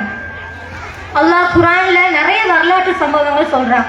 அந்த வரலாற்று சம்பவங்கள் மூலமாக நம்ம படிப்பினை பெறணுங்கிறதுக்காக தான் அல்லாஹ் சொல்றான். நம்ம நிறைய வரலாற்று சம்பவங்கள் கேட்டிருக்கோம். ஆசியா அலைஹிஸ்ஸலாம் பத்தில நிறைய வசனங்கள் படிச்சிருக்கோம், நிறைய பயான்கள்ல கேட்டிருக்கோம். ஆசியா அலைஹிஸ்ஸலாம் யாரு? ஃபிரௌனுடைய மனைவி, ஒரு பட்டத்து ராணி, ஆடம்பர வாழ்க்கையை வாழ்ந்தவங்க. எப்பேற்பட்ட ஆடம்பர வாழ்க்கையை அவங்க வாழ்ந்தாங்க தெரியுமா? ஆனா அவங்க கிட்ட மார்க்கம் வருது, அல்லாஹுவா ஆடம்பர வாழ்க்கையா, அல்லாஹுவா காசு பணமா வரும்போது அவங்க ஆடம்பர வாழ்க்கையை வெறுத்துட்டு அல்லாஹ் மேல ஈமான் கொண்டு அதுல உறுதியாக இருந்தாங்க. அவங்க செஞ்ச தியாகம் அல்லாஹுவை திருப்திப்படுத்தக்கூடிய அளவுக்கு இருந்தனாலதான் அல்லாஹ் அவங்கள மோமீன்களுக்கு முன் உதாரணமாக சொல்றாங்க. ரசூலுல்லாஹ் காலத்துல வாழ்ந்த பல சஹாபிய பெண்களும் மார்க்கத்துக்காக, மறுமை வாழ்க்கைக்காக, சொர்க்கத்துக்காக பல விஷயங்களை தியாகம் செஞ்சாங்க. ஆனா நாம நம்முடைய மறுமை வாழ்க்கைக்காக ஒரு செல்வத்தை தியாகம் செய்ய, தர்மம் செய்ய தயங்குறோம். தர்மம் செய்யறதுல நாம ரொம்ப கஞ்சித்தனம் உடையவராக தான் இருக்கும். சஹாபிய பெண்கள் அவங்களுடைய வாழ்க்கையில அவங்க செல்வத்தை, தோட்டத்தை, நிறைய விஷயங்கள் வாழ்க்கையே தியாகம் செஞ்சாங்க. அவங்க உயிரை கூட கொடுத்தாங்க. உயிரினும் மேலான முகமது நபி நம்ம வாய் வார்த்தையால சொல்ற விஷயத்த அவங்க வாழ்க்கையில செயல்படுத்தி காட்டக்கூடியவர்களாக இருந்தாங்க. அவங்க இவ்வளவு தியாகம் செய்ய என்ன காரணம்? அவங்க இவ்வுலக வாழ்க்கை அற்பத்திலும் அற்பம்னு நினைச்சு வச்சிருந்தாங்க. அவங்க மனசுல ஆழமா பதிஞ்சிருந்துச்சு, மறுமை வாழ்க்கை தான் நிலையான வாழ்க்கை, இந்த உலக வாழ்க்கையில ஒன்றும் இல்லைங்கிற விஷயம் அவங்க மனசுல ஆழமா பதிஞ்சிருந்துச்சு. ஆனா நாம அல்லாஹுவுக்காக குறிப்பிட்ட நேரத்தை கூட தியாகம் செய்ய யோசிக்கிறோம். ஒரு பயான், தர்பியா, தெருமுனை பிரச்சாரம், டோர் தவா, இப்படிப்பட்ட பல நிகழ்ச்சிகள் வைக்கும் போது எல்லாரும் வாங்கன்னு கூப்பிட்டா என்னால வர முடியாதுன்னு ஏதோ ஒரு காரணம் சொல்லி பூசி முழுகக்கூடியவர்களாக இருக்கும். நிர்பந்தம், முக்கியமான வேலைன்னா பிரச்சனை இல்லை. ஆனா நமக்கு யூடியூப்ல வீடியோஸ் பார்க்க, இன்ஸ்டால ஸ்டோரி வைக்க, வாட்ஸ்அப்ல சேட்டிங் பண்ணலாம் நேரம் இருக்கு. ஆனா அல்லாஹ்வுடைய பயான மனசுல ஏற்க நமக்கு நேரம் இல்லை. பயான் கேட்க நேரம் இல்லை, தெருமுனை பிரச்சாரத்துல கலந்து கொள்ள நேரம் இல்லை, தர்பியால கலந்துக்க நேரம் இல்லை. அதிலும் அற்பத்திலும் அற்பமான ஒரு விஷயம், நம்ம மகிழ்ச்சியா அல்லாஹ்வுக்காக தியாகம் செய்ய யோசிக்கிறோம். நம்ம ஃபேமிலியில ஒரு ஃபங்க்ஷன் வைக்கிறாங்க, மார்க்கத்துக்கு முரணான சம்பவங்கள் நடக்குது, நம்ம ஃபேமிலியில கலந்துக்கிட்டா மகிழ்ச்சியா தான் இருக்கும். ஆனா நம்ம கலந்துக்காம அந்த மகிழ்ச்சியை அல்லாஹ்வுக்காக தியாகம் செய்யலாமே. சின்ன சின்ன விஷயங்கள் நம்ம தியாகம் செய்ய தயங்கணும்னா அப்ப மார்க்கத்துக்காக பெரிய பெரிய விஷயங்கள் நம்ம எப்படி தியாகம் செய்ய முன்னுக்கு வருவோம்? தியாகத்தை கொண்டுதான் சொர்க்கம் மூடப்பட்டு இருக்குங்கிற விஷயத்த நம்ம மனசுல நம்ம ஆழமாக பதிய வச்சு அல்லாஹுக்காக இனி வரக்கூடிய காலங்களில் நிறைய தியாகங்களை செய்யும் நன்மக்களாக அல்லாஹ் என்னையும் உங்களையும் ஆக்கி அருள் புரிவானாக என்று பிரார்த்தனை செய்தவர்களாக என்னுடைய உரையை முடிவு செய்து கொள்கிறேன். வாஹிதுவானா அல்ஹம்துலில்லாஹி ரப்பில் ஆலமீன். அஸ்ஸலாமு அலைக்கும் வரஹ்மத்துல்லாஹி வபரகாத்துஹு.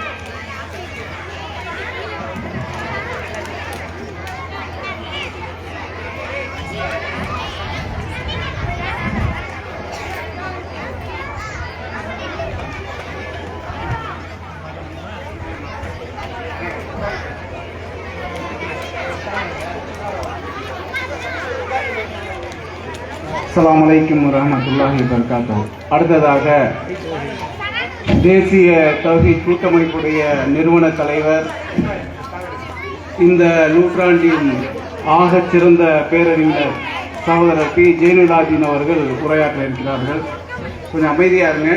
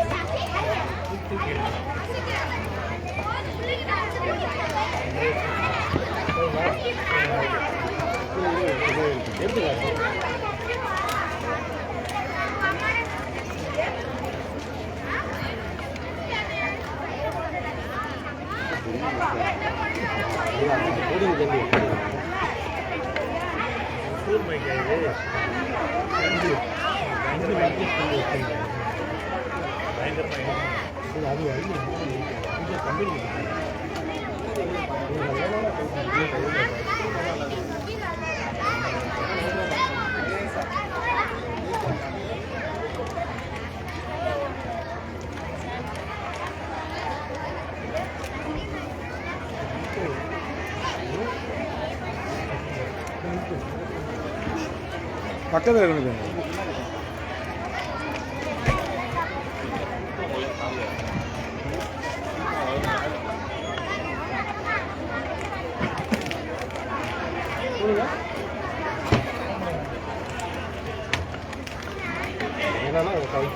பரவாயில்ல.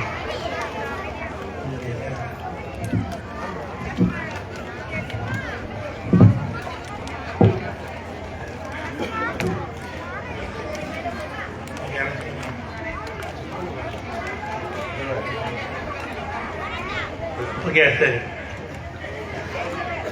அஸ்ஸலாமு அலைக்கும் வரஹ்மத்துல்லாஹி வபரகாத்துஹு.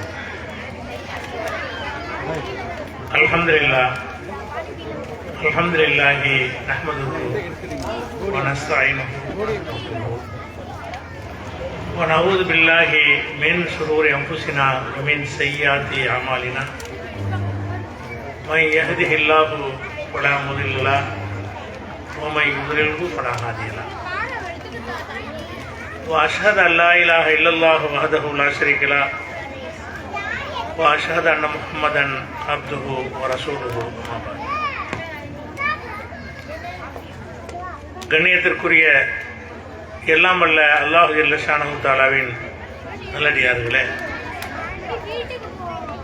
மார்க்க கல்வியை கற்று பட்டம் பெறுகின்ற ஆலிமாக்களுக்கு சான்றிதழ் வழங்குகிற இந்த நிகழ்ச்சியில் நாமெல்லாம் ஆர்வத்தோடு பங்கெடுத்துக் கொண்டிருக்கிறோம். இந்த நேரத்தில் முஸ்லிம்களாகிய நாம் மிக முக்கியமாக கவனத்தில் கொள்ள வேண்டிய ஒரு விஷயம் மார்க்க கல்வியை கற்பதுதான். இந்த மார்க்கத்தில் நம்ம இருப்பதற்கு என்ன காரணம்? உலகத்தில் பல மார்க்கங்கள் இருக்கிறது. அவங்கெல்லாம் மார்க்கத்தில் எதுக்கு இருப்பாங்கன்னு கேட்டால், இந்த உலகத்தினுடைய ஒரு ஆதாயத்துக்காக தான் இருப்பாங்க.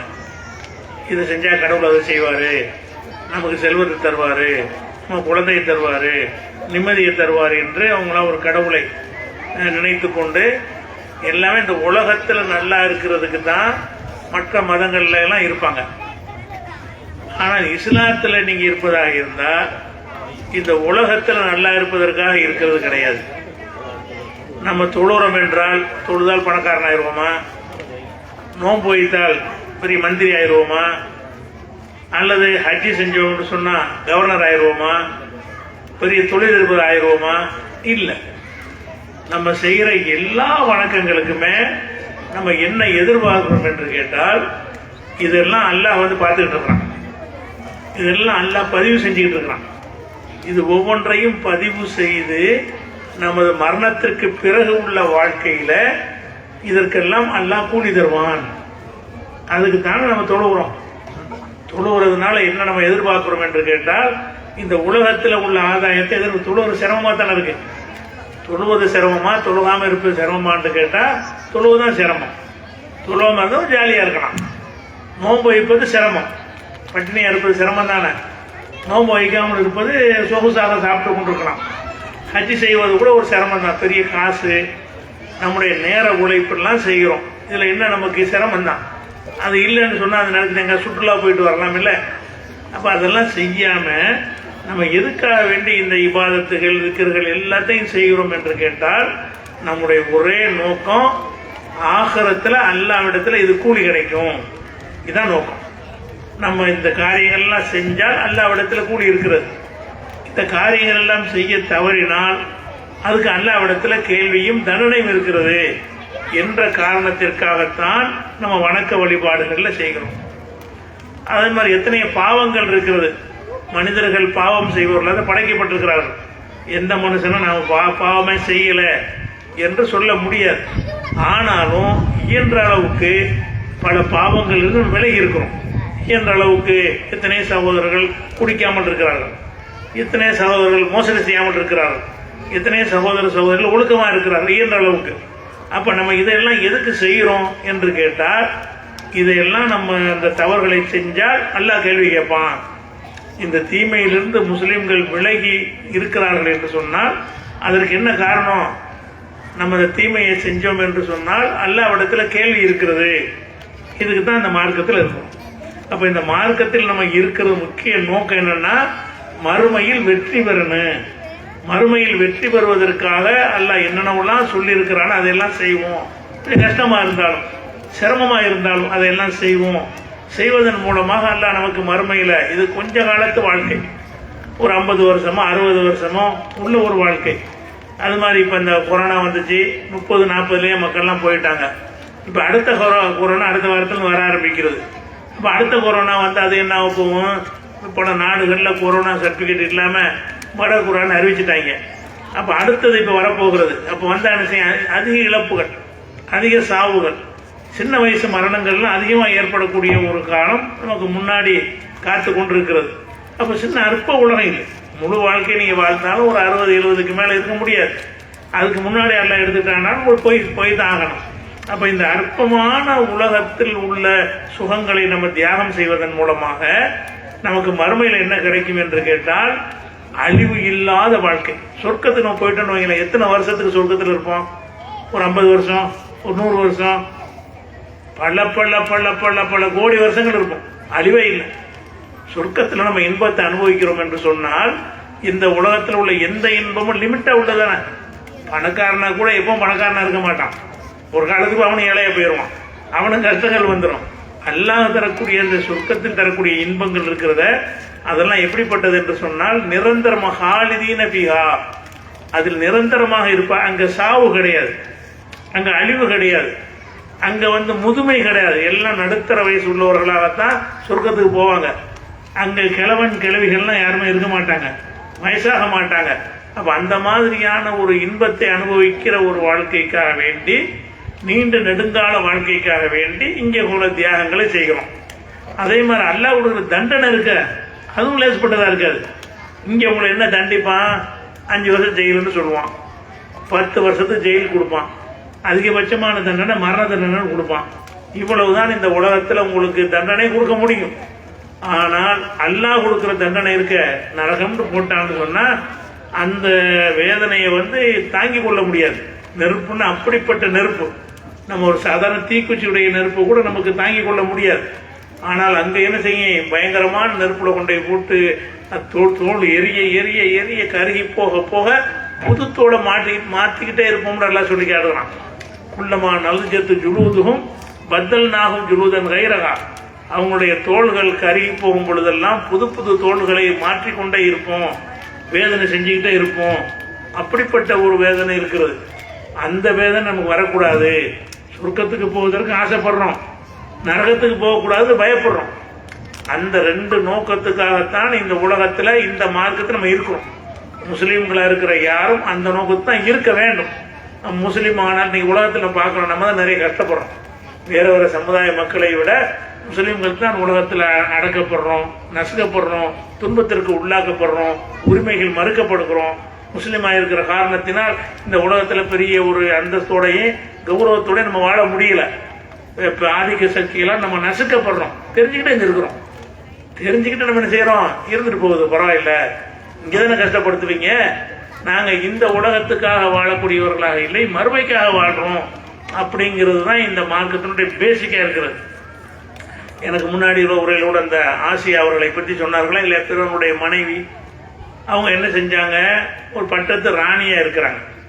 ஒரு ராணியா இருந்தா என்ன இருக்கு? சாதாரண ஜனநாயக நாட்டிலேயே ஒரு பிரதமர் அவர்கிட்ட சொன்னா மனைவியும் கூட்டிகிட்டு எல்லாத்துக்கும் போகும்.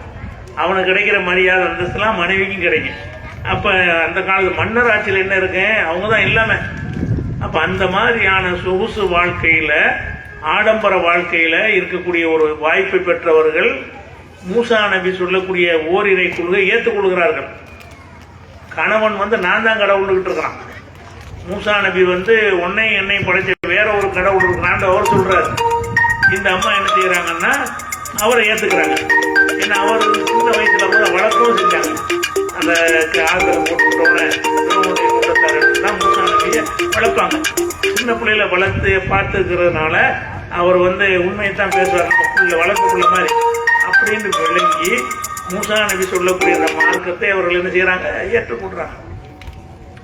ஏற்றுக்கொண்டதை ரகசியமா வச்சுக்கல, பகிரங்கமாக்குறாங்க. கணவனுக்கு தெரிவிக்கிறாங்க, நீ கடவுள் இல்ல, உன்னை என்னை படைச்ச வேற ஒரு கடவுள் இருக்கிறான் என்று அவங்க சொல்றாங்க.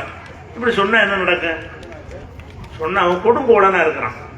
மூசா நபிக்கு எதிராக இருந்த பிறவன் பெரிய சர்வ அதிகாரம் உள்ள ஆட்சியாளனாக இருக்கிறான், இரக்கம் இல்லாதவனாக இருக்கிறான், கொடுமைப்படுத்துறவனாக இருக்கிறான்.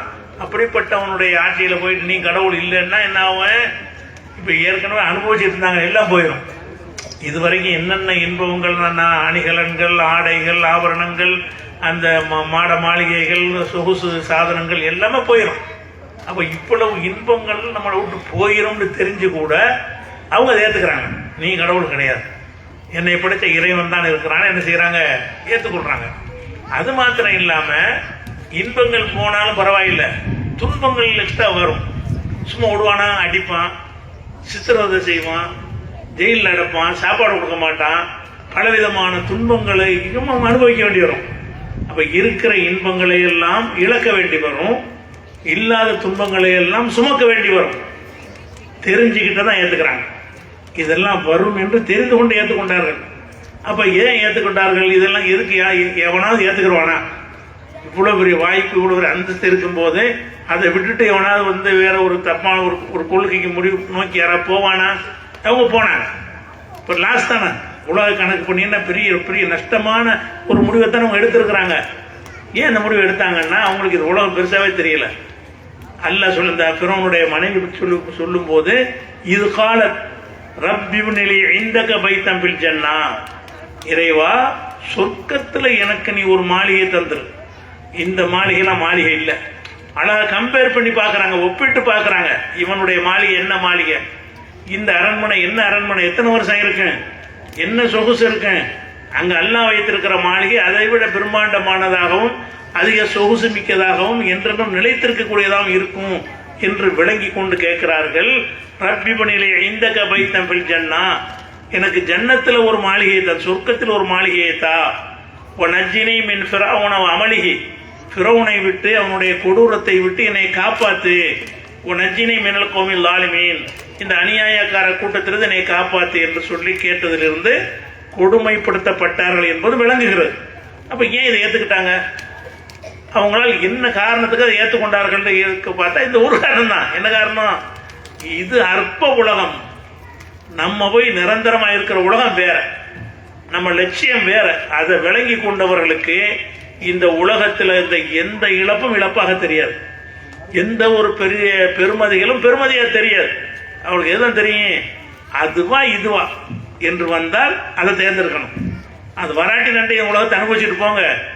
இதுவா அதுவான்னு ஒரு கேள்வி நீங்க சந்திக்க வேண்டி வந்துச்சுன்னு சொன்னா, எனக்கு அதுதான் வேணும், இதை விட்டா தான் அது கிடைக்கும், நீ இஸ்லாத்தை விட்டா தான் உனக்கு இது கிடைக்கும் என்று சொல்லப்படுமையானால், நீ உன்னுடைய ஒழுக்கத்தை விட்டால் உனக்கு அது கிடைக்கும் சொல்லப்படுமையானால், உன்னுடைய நேர்மையை விட்டால் உனக்கு இது கிடைக்கும் என்று சொல்லப்படுமையானால், எனக்கு அதான் வேணும். அதுக்காக நான் எவ்வளவு கஷ்டம் வேண்டாலும் கிரேண்ட் வர்றதுக்கு பேர் தான் இஸ்லாத்துல நம்ம இருக்கிற காரணம். அப்ப இந்த இஸ்லாம்ங்கிறது வந்து இதுதான் முதல்ல இதை தெரிஞ்சுக்கிட்டா தான் முஸ்லிம். அதுக்கு தான் அந்த அம்மா வந்து தரபல்லாஹு மஸலன் லில்லதீன ஆமனூ இம்ராத்த ஃபிரௌன், மூமினான மக்களுக்கு இந்த ஃபிரௌன் மனைவியை ஒரு முன்மாதிரியா அல்லாஹ் காட்டுகிறான். இந்த பொண்ணு மாதிரி இருந்தா தான் நீ மூமின, இந்த பெண்ணு என்ன மாதிரி நடந்து கொண்டாரோ அந்த நம்பிக்கை உனக்கு இருந்தா தான் நீ மூமின். அவங்க தான் மாடல். மூமின்னு கண்டுபிடிக்கிறது அந்த அம்மாவை பாரு. அந்த அம்மாட்ட என்ன பார்க்கிறோம், அந்த அம்மாவிடம் அறிந்து கொள்ற விஷயம் என்ன, இந்த உலகத்தை விட அந்த உலகம் பெருசுங்கிறதுல உறுதியா இருந்தாங்க. அதான் அறிகிறோம்.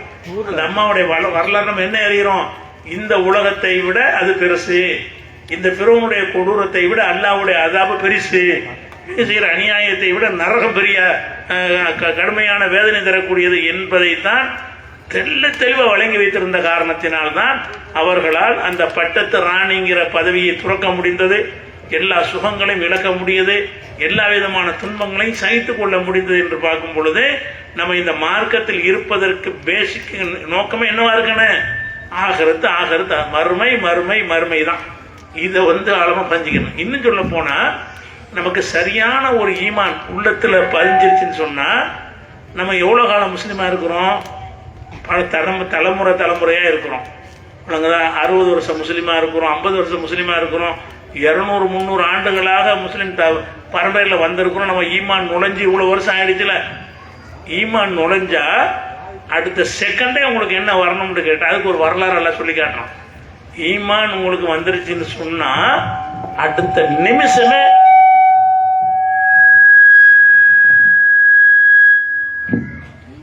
ஈமான் உங்களுக்கு வந்துருச்சுன்னு சொன்னா அடுத்த நிமிஷமே உங்கள்ட்ட என்ன செஞ்சிருந்த ஒரு பெரிய மாற்றம் வரணும் என்பதற்கு ஒரு நிகழ்வை, அதே மூசா நபி காலத்தில் நடந்த ஒரு நிகழ்வை நமக்கு அல்லாஹ் சொல்லி காட்டுகிறான். என்ன நிகழ்வு? அவர் போய் ஃபிரௌன்ட்ட நான் இறைவனுடைய தூதர்னு சொல்றாரு. என்ன ஆதாரம் வச்சுக்கிறேன்னு கேட்கிறான். அவர் ஆதாரம் சில அற்புதங்கள், கைத்தறியை போட்டாரு, பாம்பா மாறுது, நான் இறைவன் தான் இதை கொடுத்தான் பாரு, இறை தூதர் என்பதற்கு இதுதான் ஆதாரம் என்று அவர் சொல்லுகிறார். அவன் என்ன சொல்றான்னு கேட்டா, இது மாதிரி எங்க ஊர்ல நிறைய பேர் இருக்கிறாங்களே, அந்த நாட்டில் வந்து நிறைய இந்த மந்திரவாதிகள் இருந்தாங்க. மந்திரவாதிகள்னா இல்லாத இருக்கிற மாதிரி காட்டுறது, தந்திர வித்தைகள் மூலமாக சில விஷயங்களை ஒரு அதிசயத்தை நிகழ்த்துவது போல ஒரு போலி தோற்றம் ஏற்படுத்துவது, இந்த மாதிரி மேஜிக் செய்கிறாங்கல்ல, இந்த மாதிரியான ஒரு நிபுணர்கள் வந்து நிறைய அவனுடைய நாட்டில் இருக்கிறாங்க. அவன் சொல்றான், இது என்னப்பா பெரிய அற்புதம், நம்ம நாட்டில் மந்திரவாதி அவ்வளோ பேர் இருக்கிறான், அவங்களோட போட்டிக்கு வர்றியா, போட்டியில் நீ ஜெயிக்கிறியா என்று மூசா நபிட்ட கேட்குறான். அவர் சரிட்டாரு, போட்டிக்கு வர சொல்லு. அப்போ போட்டி வைக்கிறாங்க. என்ன போட்டி வைக்கிறாங்க? அந்த பக்கம் பூரா மந்திரவாதி, இந்த பக்கம் மூசா நபி. அவன் 2 பேரும் நேருக்கு நேரம் இருக்கிறாங்க. அவன் என்ன செய்யறான் என்ன கேட்ட, மூசாவே நீ வித்தையை போடுறியா நாங்கள் போடவான்னு கேட்குறாங்க. இம்மா துளுக்கிய உமா அண்ணக்கும் அவ்வளோ மண்ணா, நாங்கள் போடட்டுமா இல்லை நீ போடுறியான்னு கேட்குறாங்க. நீங்களே போடுங்க. போட்ட உடனே அவங்க என்ன செய்கிறாங்கன்னா, அவங்களுடைய கயிறுல முறுக்கி என்னமோ ஆயிலாம் தடவி பார்த்தா ஒரு பாம்பு மாதிரி வர்ற மாதிரி ஒரு செட்டப் பண்ணி வச்சிருக்கிறாங்க. கைத்தை தான் போடுறாங்க, அது பாம்பு மாதிரி நெளியுது. நிஜ பாம்பு வரல, பாம்பு போட்டு தோற்றம் அளித்தது. ஹையலு இலகி அன்னஹா ஹையத்தும் தசா, அது சீருகிற பாம்பை போல ஒரு பொய் தோற்றம் ஏற்பட்டது என்று அல்லாஹ் சொல்லி காட்டுறான். ஒரு மந்திர வித்தை தந்திரத்தின் மூலமாக கைத்தறி தூக்கி போடுறாங்க. போடும்போது கைத்தறியா இருக்கு, கொஞ்ச நேரத்தில் பாம்பு மாதிரி அது நெளியுது. கைத்தறி பாம்பு மாதிரி நெளியுது, கயிறுகள் பாம்பு மாதிரி ஓடுகிறது. அப்படின்ற உடனே இந்த செஞ்சு காட்டி, இப்போ இதுக்கு என்ன பதில் சொல்றேன்னு மூசாட்ட கேட்குறாங்க. நாங்கள் எங்கள் வித்தையை காட்டிட்டோம்ல, நீ உன் வித்தையை காட்டு. அவர் என்ன செய்யறார், அல்லாட்ட கேட்கிறார். அல்லாஹ் என்ன செய்யறான்னா, நீ பயப்படாத, லா தஹப் இன்னக்கு அன்தல் ஆலா, நீ தான் ஜெயிப்ப. உன் கையில் இருக்கிற கைத்தறிவை போடுன்றவுடனே இதை தூக்கி போட்டவுடனே அந்த அவங்க செஞ்ச பாம்பு வித்தைகள்லாம் முழுங்கி சாப்பிட்டுருச்சு. இது பாம்பா மாறி மாறி அவங்களுடைய வித்தைகளை எல்லாம் முழுங்கியது. அவங்க செஞ்சு வச்ச அந்த பாம்புகளையும் சேர்த்து முழுங்கிருச்சு. இப்போ வெற்றி தோல்வி உடனே தெரிஞ்சிரும்ல, இவங்களும் செஞ்சார் அவரும் செஞ்சாருன்னா வெற்றி தோல்வி தெரியாது. இவருடைய வித்தை அவங்களுடைய வித்தையை முழுங்கிருச்சுன்னு சொன்னா இவர் ஜெயிச்சார்னு எல்லாம் தெரிஞ்சு போயிரும்ல, சந்தேகத்துக்கு இடம் இல்லாம. அவங்க போட்ட பாம்பை இவர் போட்ட பாம்பு சாப்பிட்டா என்னவாயிரும், இவர் ஜெயிச்சிட்டாரு அவங்க தோத்துட்டாங்கிறது பளிச்சுன்னு தெரிஞ்சு போயிடும். அப்ப இது தெரிஞ்ச உடனே அந்த சூனிய மந்திரக்காரங்க இருக்காங்கல்ல, அவங்க யோசிக்கிறாங்க, இது நம்ம எவ்வளவு பயிற்சி பெற்ற ஒரு சூனிய மந்திரவாதிகள், நம்ம எவ்வளவு பெரிய தந்திரங்கள்லாம் செஞ்சு பெரிய பெரிய காரியங்கள்லாம் செஞ்சுக்கிட்டு இருக்கிறோம், இதையெல்லாம் வந்து ஒரு கைத்தறியை போட்டு புஷும் ஒண்ணுலாம் ஆக்கிட்டார. அப்ப இது நிஜம் நம்ம செஞ்ச தந்திரம். அவங்க விளங்குறாங்க, இது நம்ம செஞ்சது மோசடி, பித்தலாட்டம் செஞ்சு மக்களை ஏமாது கண்கட்டி வித்தை. இவர் செஞ்சது பாம்பா மாதிரி இருக்கு, நிஜமாக பாம்பாக மாறி நம்ம பாம்பையெல்லாம் முடுங்கிருச்சுன்னு சொன்னா இது வந்து கண்டிப்பாக இவர் இறைவன் புறத்திலிருந்து உள்ள தூதர் தான். அவங்களுக்கு விளங்குது.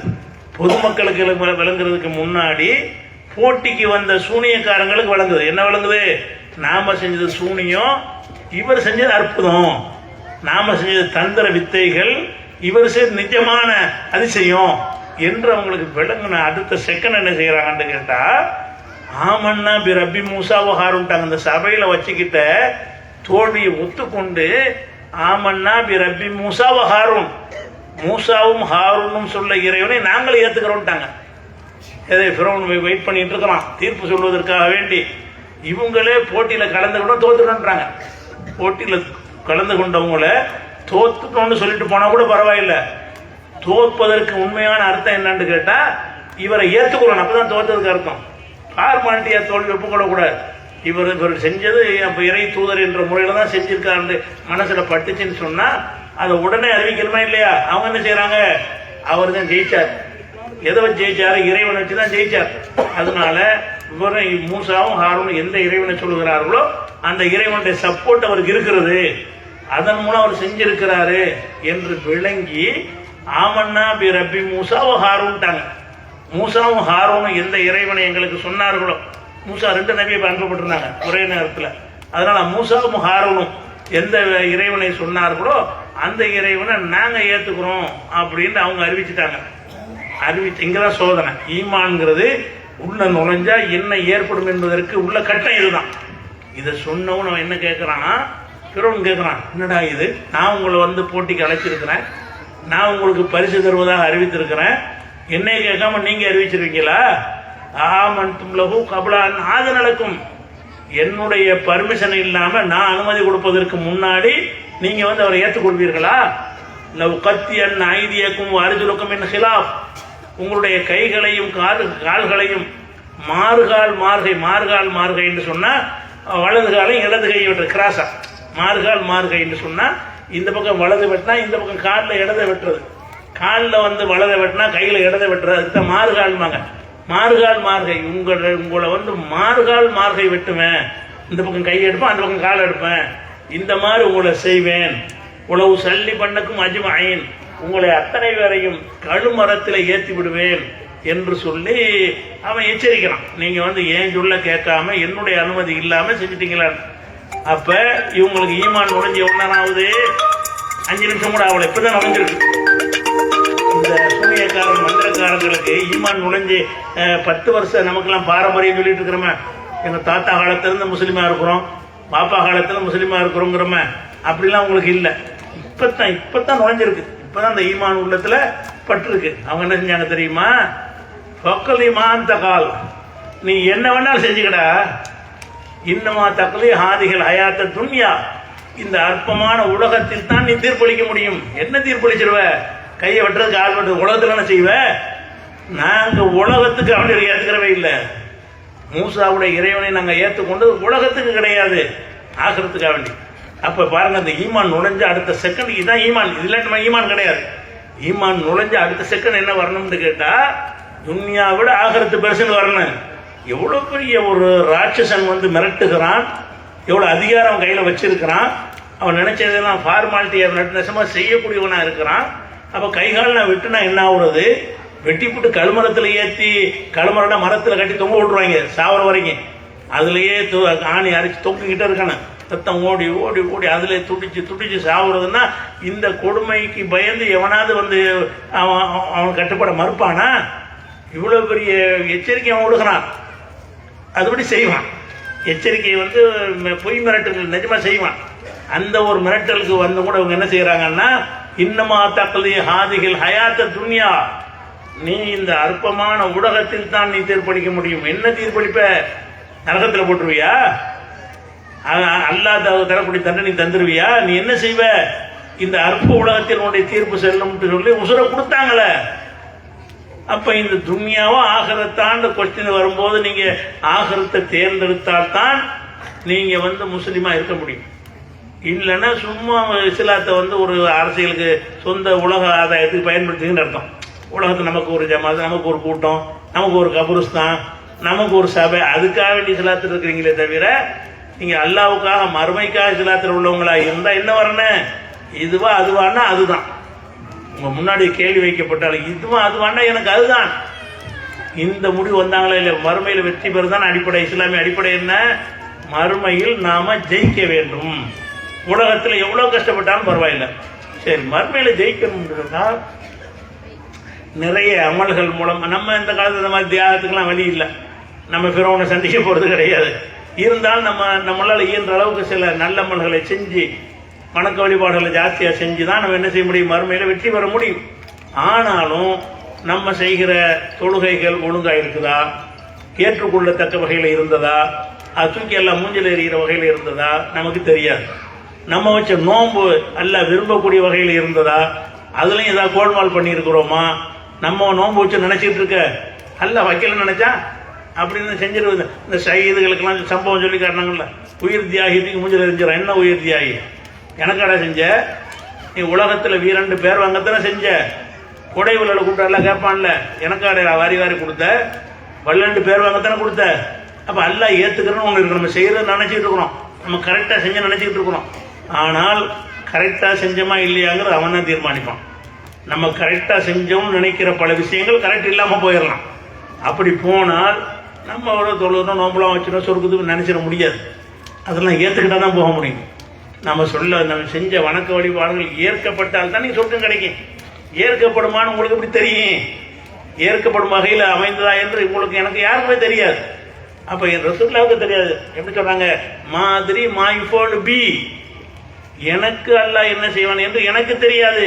என்று ரசூல் ஸல்லல்லாஹு அலைஹி வஸல்லம் சொல்லக்கூடிய ஒரு விஷயம் சொல்லுங்கன்னு அல்லாஹ் குர்ஆன்ல கட்டளை விட இருக்கிறான்.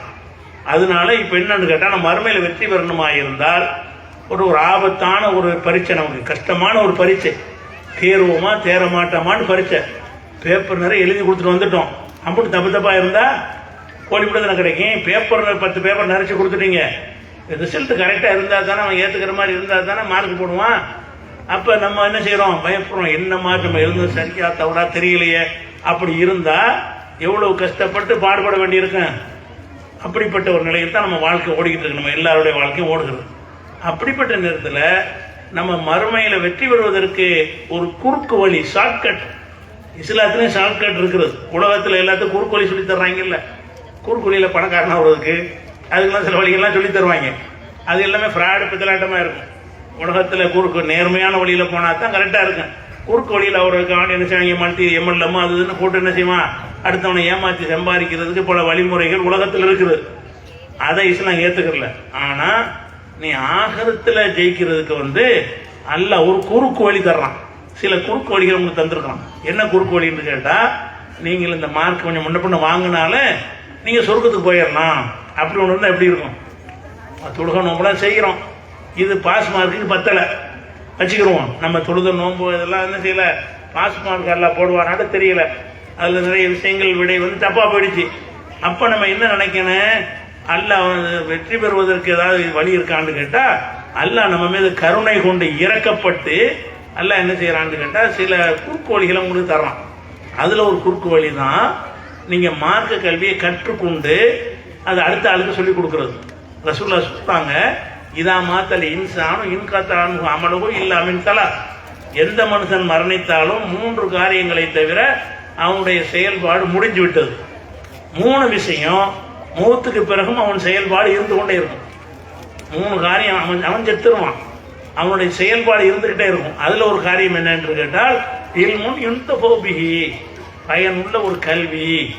இந்த பயனுள்ள கல்வி எப்படி மூத்துக்கு பிறகு வரும் என்று கேட்டால், இப்போ நான் உங்களுக்கு இந்த விஷயத்தெல்லாம் சொல்லிட்டேன், நான் மூத்தா போயிட்டேன்.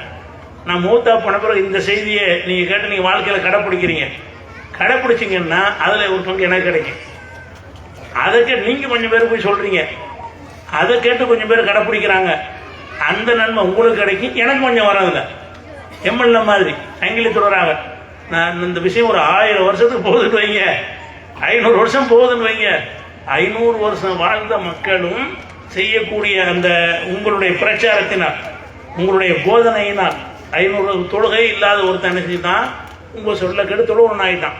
இப்போ உங்களுக்கு 2 தொழுகை நன்மை கிடைச்சிடும். இப்போ நீங்கள் தொழுகை நன்மை ஒன்று கிடைக்கும், அவன் தொழுகிறான அந்த நன்மை ஒன்று கிடைக்குமே. நம்ம மார்க் கூடியிருமே, எப்படியாவது போனஸ் மார்க், இதெல்லாம் போனஸ் மார்க்குகள் வந்துக்கிட்டே இருக்கும்.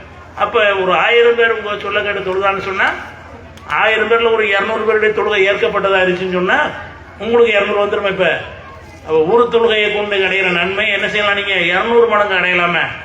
இது தலைமுறையாக சில காரியங்கள், சிலருடைய சேவைகள் கியாமத் வரைக்கும் நீடிக்கக்கூடியதாக இருக்கும். உதாரணத்துக்கு சொல்வதாக இருந்தால், இந்த புகாரி இமாம் ஹதீஸ் கலை அறிஞர்கள்லாம் இருக்காங்கல்ல, அவங்களாம் என்ன செஞ்சாங்கன்னா சிரமப்பட்டு ஊராக பிரயாணம் பண்ணி ஹதீஸை தொகுத்து தந்துட்டு போயிட்டாங்க. நான் ஒரு கிதாபை எடுத்து புகார்லேருந்து ஒரு ஹதீஸை படிக்கிறேன். நான் இங்கே படித்தேன்னா அவருக்கு நன்மை போய் சேருது. அவர் மூத்தா போய் 1000 வருஷத்துக்கு மேலே ஆகுது. புகாரி இமாம்ங்கிறவர் மூத்தா போய் 1000 வருஷத்துக்கு மேலே ஆயிடுச்சு. அவருடைய கிதாபை எடுத்து நான் என்ன செய்கிறேன், ஒரு ஹதீஸை வாசிக்கிறேன். இந்த ஹதீஸ் இந்த கிதாபில் இருக்குதுன்னு சொல்லி நான் விளங்கி படிக்கிறேன் என்று சொன்னால், அல்லாஹ் என்ன செய்வான், அந்த புகாரிக்கு அவர் எனக்கு சொல்லி தந்த மாதிரி மார்க்கை போட்டுருவான். எனக்கு நான் படித்ததுக்கு எனக்கு மார்க் இருக்குது, எனக்கு மார்க் போட்ட மாதிரி எல்லாம் என்ன செய்வான்னு கேட்டால் அந்த புகாரிக்கு மார்க் போடுவான். எத்தனை பேர் இந்த புகாரி ஹதீஸ் எடுத்து காட்டுறீங்களோ, காட்டும் பொழுதெல்லாம் அவருக்கு ஒரு ராயல்ட்டி மாதிரி போயிட்டு, ராயல்ட்டி கொடுப்பாங்கல்ல, அவருக்கு ஒரு ஷேர் போய்கிட்டே இருக்கும். தூக்க முடியாது, மழையளவுக்கு நன்மைகள் குவிஞ்சுக்கிட்டே இருக்கும். அப்போ இந்த பயனுள்ள கல்விகள் மூலமாக, நம்ம ஒரு புத்தகத்தின் மூலமாக, ஒரு உரையின் மூலமாக, ஒரு பயான் மூலமாக, ஒரு பாடம் நடத்துவதன் மூலமாக சிலரை தயார்படுத்தணும் என்று சொன்னால், அல்லது இது இவங்க தான் செய்யணும்னு கிடையாது, தனிப்பட்ட நண்பர்கள் முறையில் கூட சொல்லி நீங்கள் ஒரு கெட்டவனை, ஒரு குடிகாரனை திருத்திட்டேன்னு வைங்க, அப்போ அந்த பாவத்தில் இருந்து அவன் விடுபட்டிருக்கான்ல, அதுக்கு ஒரு நன்மை எல்லாம் கொடுப்பான்ல, அந்த நன்மை உங்களுக்கு வந்துடும். அப்போ அவர்கள் செய்யக்கூடிய எல்லா நன்மைகள்லையும் உங்களுக்கும் ஒரு பங்கு வந்துச்சுன்னு சொன்னால், இப்போ நம்ம மார்க் கொஞ்சம் முன்ன பண்ண கவலை இல்லை தானே. நம்ம வாங்குற நம்ம வணக்கத்துக்கு பெறக்கூடிய மார்க்கில் கொஞ்சம் முன்னப்பின இருந்தாலும் அது வந்து நம்ம பேலன்ஸ் பண்ணிடும். முன்னப்பின இருந்தாலும் ஒரு 1000 பேருடைய நன்மை எனக்கு கிடைக்கிறது, ஒரு 500 பேருடைய நன்மை எனக்கு கிடைக்கிறது. அப்படிப்பட்ட ஒரு சிறந்த வழியை இந்த ஆலிமாவா இருக்கக்கூடியவர் தேர்ந்தெடுத்துருக்கீங்க. நீங்க தேர்ந்தெடுத்ததன் மூலமாக வெறுமனை படிச்சுட்டு இருந்தா கிடைக்காது. இந்த படிச்சதை அஞ்சாமல் மக்களுக்கு எடுத்து சொல்ல வேண்டும், மக்களை நல்வழிப்படுத்த வேண்டும், தீய காரியம் செய்பவர்கிட்ட போய் சந்தித்து தீமையை தடுக்க வேண்டும், நன்மை செய்யாமல் இருக்கிற மக்கள்கிட்ட போய் இந்த நன்மையை செய்ய தூண்ட வேண்டும். இதெல்லாம் செய்து உங்க பேச்சை கேட்டு ஒரு 10 பேர் நேர்வழிக்கு வந்தார்களே ஆனால் 11 பேருடைய நன்மை உங்களுக்கு கிடைக்கும். நீங்க ஒண்ணு, அவங்க ஒரு 10. அப்ப 10 பேர் உங்களால் நேர்வழிக்கு வந்தால் 11 பேருடைய அமல்ல உங்களுக்கு பங்கு கிடைக்கிறது. அப்ப சொர்க்கத்திற்கு செல்வதற்கு வந்து போனஸ் மார்க் அள்ளி தர்றான்ல, அது எதன் மூலம் தான் பெற முடியும்? இந்த கல்வி கற்றதுனா மட்டுமில்ல, கற்று இல்முன் யுன்தஹு, பயனுள்ள கல்வியை கற்றுக் கொடுக்கணும், பயனுள்ளதா இருக்கணும். அப்ப உங்களுக்குள்ள வைத்துக் கொள்வதற்கு படிச்சீங்கன்னு சொன்னா இதை படிச்சேன்னு ஒரு மார்க் எல்லாம் போட்டுருவான், அவ்வளவுதான் கிடைக்கும். இதை என்ன செய்யலாம் என்று கேட்டால், நீங்க பிரச்சாரம் சாவர வரைக்கும் நான் பிரச்சாரம் பண்ணிக்கிட்டே இருப்பேன், என்னால் இயன்ற அளவுக்கு நான் சொல்லிக்கொண்டே இருப்பேன் என்று நீங்கள் இருந்தால் உங்களுக்கு என்ன கிடைக்கும்? பலருடைய இபாதத்துகள்ல உங்களுக்கு பங்கு, பலருடைய வணக்கங்கள்ல உங்களுக்கு சவாபு, உங்களுக்கு அதில் ஒரு கூலி கிடைக்கும் என்ற ஒரு விஷயமாக இந்த மார்க்க கல்வியை கற்றுக்கொள்ளுதல் என்பது அல்லாஹ் கொடுத்திருக்கக்கூடிய ஒரு பெரிய ஒரு போனஸான ஒரு வழி. இந்த போனஸ் வழியின் மூலமாக நம்ம ஜெயிச்சிடலாம் மறுமையில. எப்படி இன்ஷா அல்லாஹ் என்ன செய்யலாம்?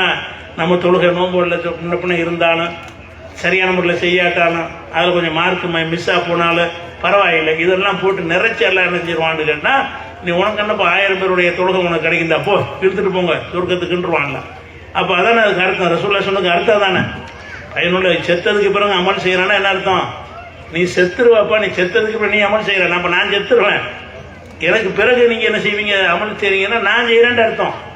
நான் சொல்லி நீங்க செய்றீங்கன்னு அர்த்தம். நான் சொல்றதுக்கு நான் இருக்கவே மாட்டேன்.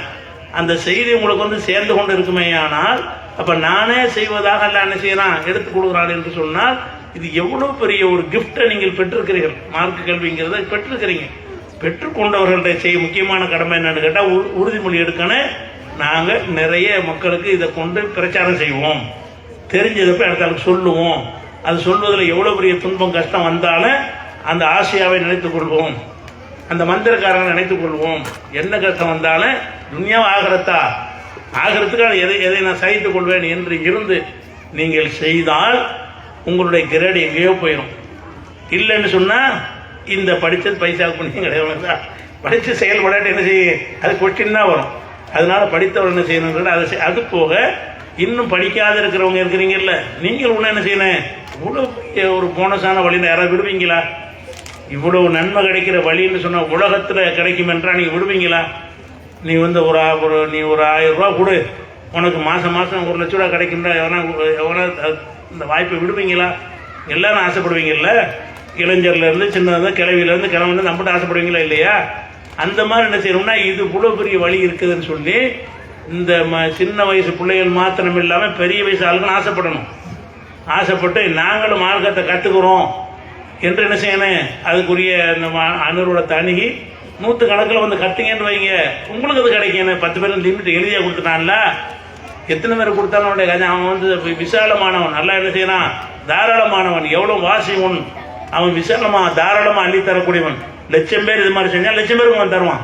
அவனுடைய கஜானா குறையாது, ஆகண்டா ஆக போகுது, அவனுக்கு எதுவும் குறைபாடு ஏற்படாது. அதனால வந்து இந்த கல்வியை கற்பதற்காக வேண்டி நீங்க என்ன செய்யணும், மறுமை இலக்காக கொண்டவர்களாக இருந்தால் நீங்கள் தேர்ந்தெடுக்கிறது கல்வியாக தான் இருக்கணும். மறுமையில் வெற்றி பெறுவதற்கு உறுதி செய்யக்கூடியது இதுதான். கல்வி கற்க வேண்டும், கற்றதை அடுத்தவங்களுக்கு சொல்ல வேண்டும்.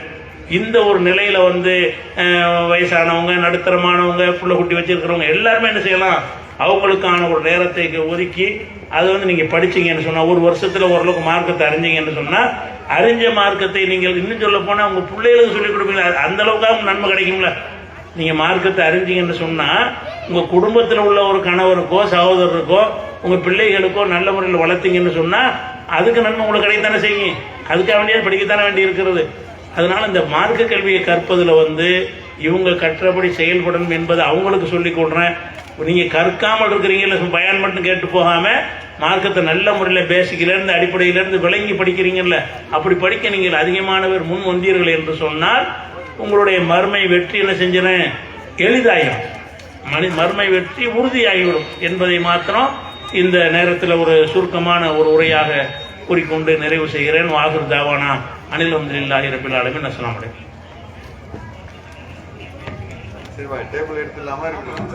எடுத்துடலாம், எடுத்துதான்.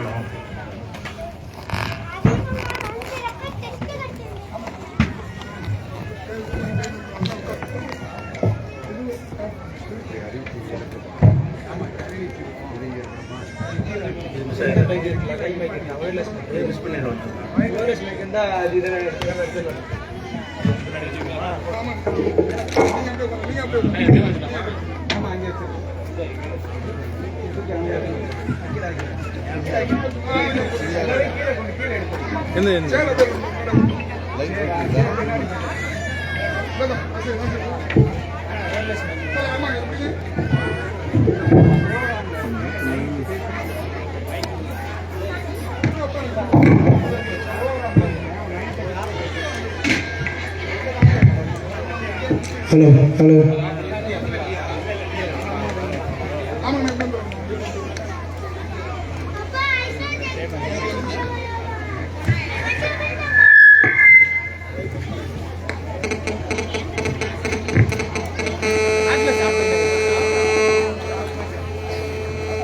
ஃபோன் வருது, அவருக்கு அங்கேயே வருதுங்க.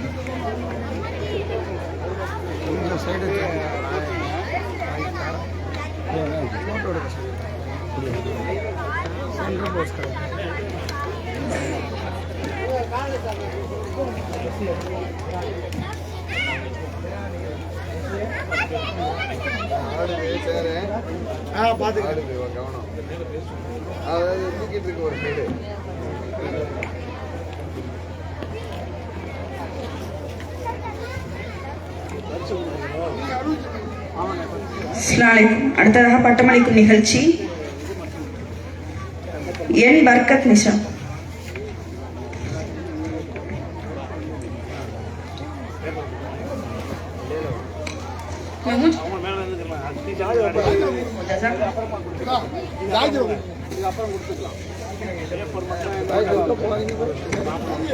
ஏர் பர்கத்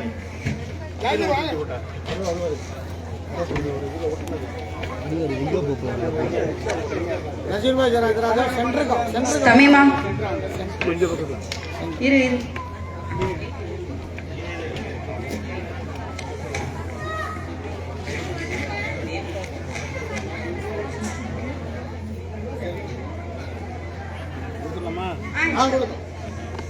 இங்க பாருங்க ஒரு நிமிஷம். அடுத்ததா ஏர் பர்கத்.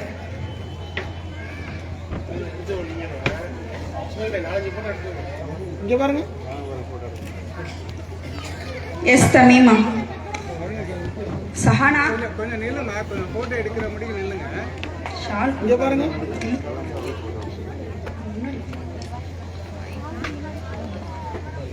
ये पूजा बानो, ये कामिला बानो. இங்க பாருங்க.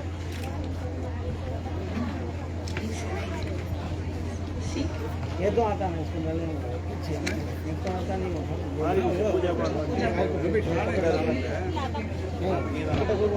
नरकिस फातिमा, दाऊद बी.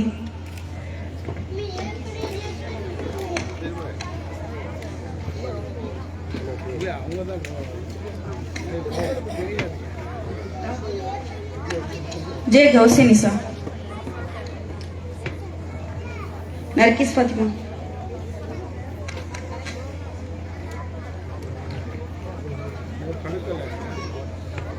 இங்க பாருங்க.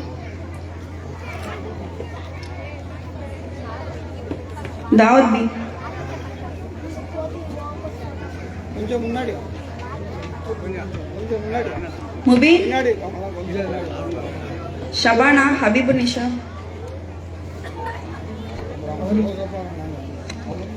கௌசி நிசா, இங்க பாருங்க. நியா, அஸ்மியா ஏ பர்கத் நிஷா,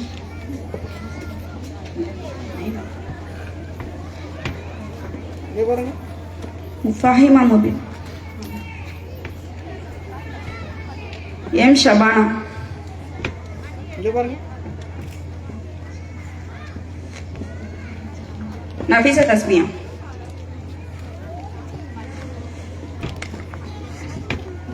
இங்க பாருங்க.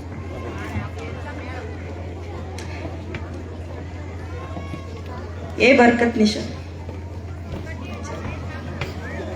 இங்க பாருங்க.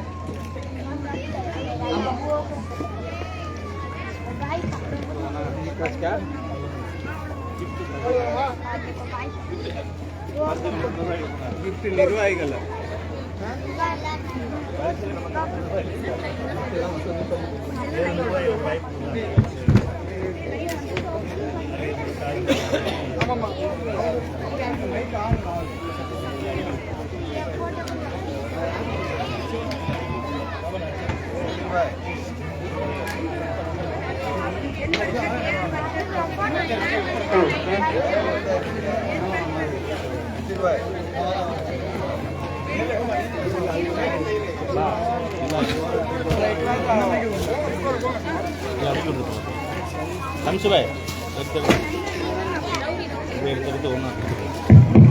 அஸ்ஸலாமு அலைக்கும் ரஹ்மத்துல்லாஹி வபரகாத்துஹு.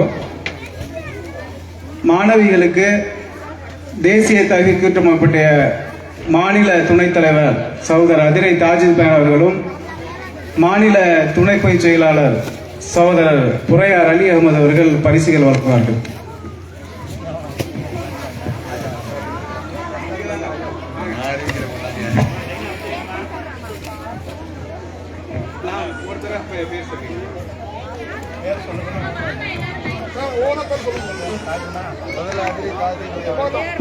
ஏஆர் பர்கத்,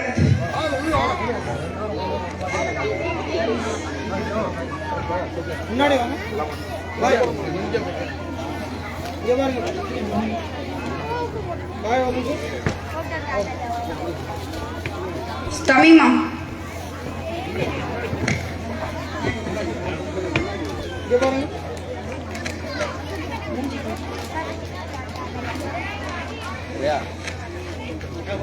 சஹானா, எடுத்துட்டு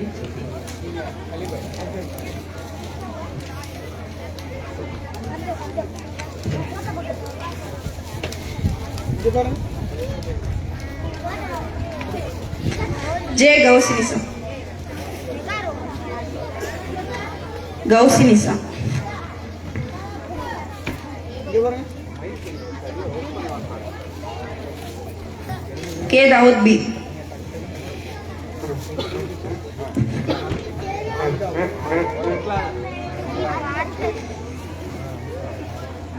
இங்க பாருங்க. பூஜா பானு,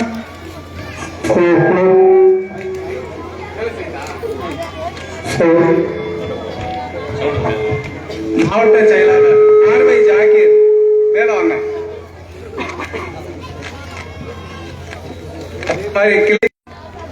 ஜாகீர் மேல வாங்க. நர்கிஸ் பாத்திமா, சம்ஸ்பாய் மாவட்ட பொருளாளர்.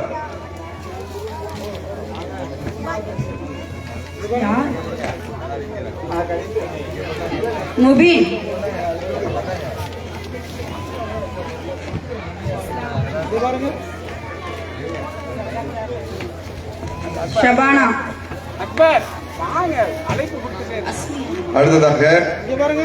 பாய் பாய். மூத்த தலைவர் சகோதரர் நசீர் அகமது அவர்கள். நஃபீசா தஸ்மியா,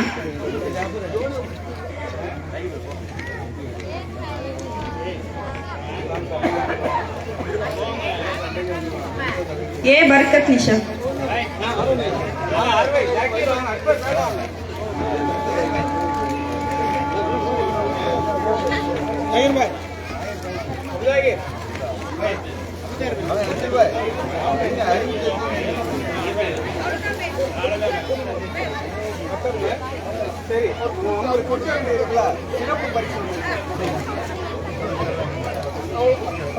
அடுத்ததாக சிறப்பு பரிசு ஏஆர் பர்கத் நிஷா கிராமர் சப்ஜெக்ட்ல சிறப்பு பரிசு எல்லாத்துலயும் முதன்மையாக வந்ததன் தலைவர் காரணத்தினால சகோதரர் நசீர் அவர்கள் வழங்குவார். கிராமர் சப்ஜெக்ட்ல ஃபர்ஸ்டா வந்தனால அவங்களுக்கு ஒரு சிறப்பு பரிசு.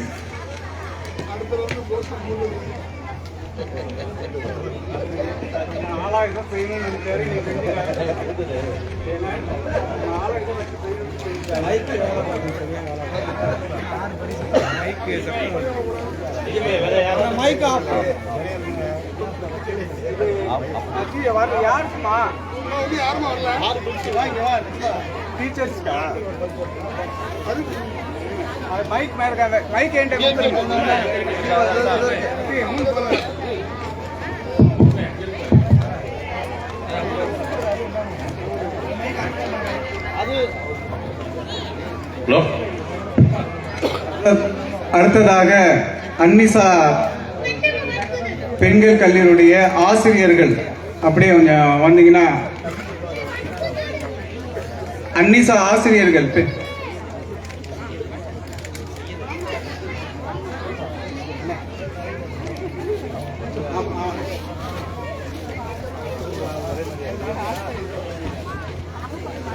முன்னாடி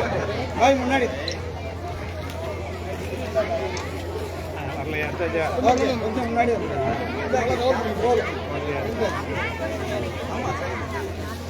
சையத் அலி ஆசிரியர் சையத் அலி வாங்க. சையத் அலி MISC.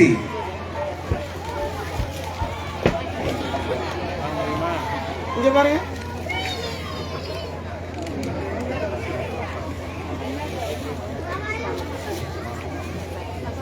இங்க பாருங்க வாங்க.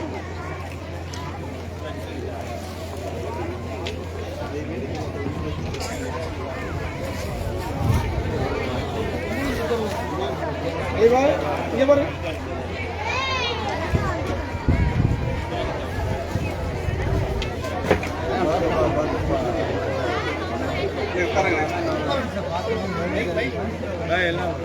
அஸ்ஸலாமு அலைக்கும் வரஹ்மத்துல்லாஹி வபரகாத்துஹு. இந்த குரூப் போட்டோ இருக்கணுமா? மேலே வந்துருங்க. மாணவிகள் எல்லாருமே அப்படி மேலே வந்துருங்க. கொஞ்சம் அண்ணன் மட்டும் இருக்கட்டும், மீதி எல்லாருமே கொஞ்சம் கீழே வாங்க.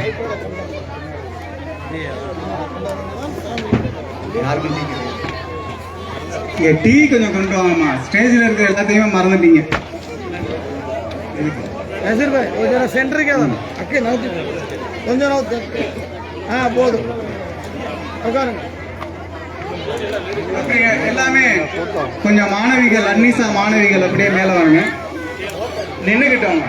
சேர் எல்லாமே எடுத்துருங்க. சேர் எல்லாம் எடுத்துருங்க.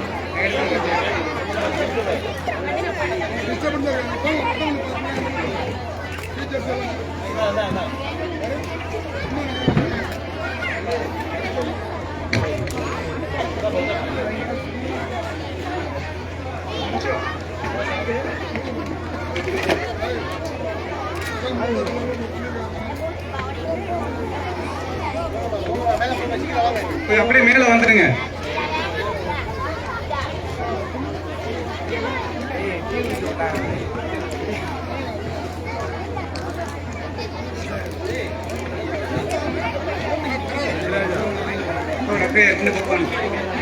ஹைட் பிரகாரம்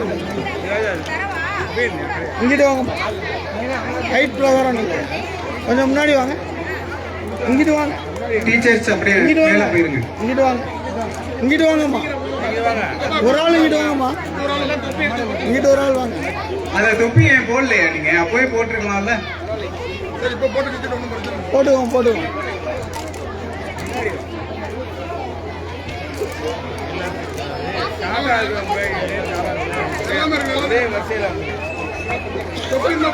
எல்லாருமே ஒரே வரிசையா முன்னாடி ரெண்டு போட்டோவா எடுத்துக்கலாம். பின்னாடி நிக்க வச்சுக்கலாம். சார் 5 சேரும் पिछड़ हट जाना खड़ा है चेहरा उठा लगा पे ठीक है मैं तो छोड़ो இல்ல பை இப்படியே இருக்கறவங்க முன்னாடி வந்து உட்காருங்க ஹைட் கம்மியா இல்ல இல்ல இல்ல சேர் போட உட்கார வச்சுக்கோமா குரூப் போட்டோ தனித்தனியா போட்டோ எடுத்துக்கோமா மூஞ்சில மறைக்குது கொஞ்சம் முன்னாடி வாங்களே சின்ன பிள்ளைங்களோட உட்கார்ந்துருங்க நாராயணன் மண்டபம் பண்றீங்க சின்ன பிள்ளைங்க உட்கார்ந்துருங்க பெரியவங்க உட்கார்ந்துருங்க நின்றுங்க அப்பா கிளீனா இருக்கு நல்லா தெரியும் இருங்க இதை திருப்பிக்கலாம் இதை லூஸ் பண்ணி திருப்பிக்கலாம் இந்த பேக் இருக்குல்ல இதை லூஸ் பண்ணி நீங்கள் இப்படி திருப்பிக்கலாம் புரியுதா இடுவாங்க இந்த கடைசிக்கு வாங்க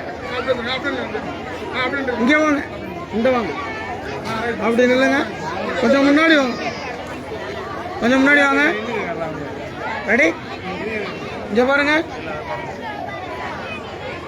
அப்படியே இருங்க ரெடி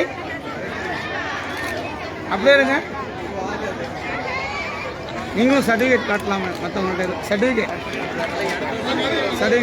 அது அவங்கள சொன்னப்பா ரெடி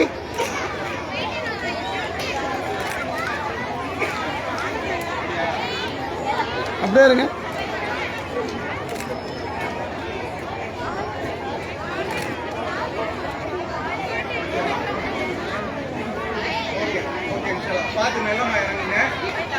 அடுத்ததா தாவா குழு அப்படியே வாங்க முன்னாடி. தாவா குழு அப்படியே மேல வந்துருங்க. அத்தௌஹீத் முஸ்லிம் ஜமாத்துடைய தாவா குழு, பெண்கள் தாவா குழு.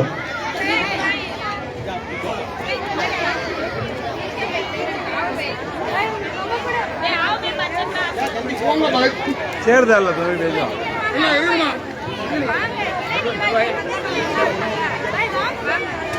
இந்த சேர் எடுத்துட்டு போயிருங்கப்பா அப்படியே.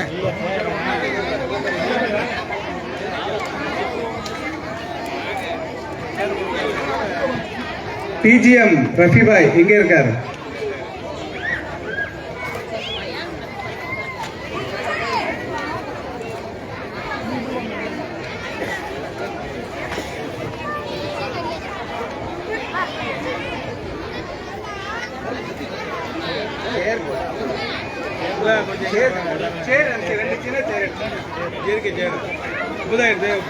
இது வேண்டாம், சின்னது.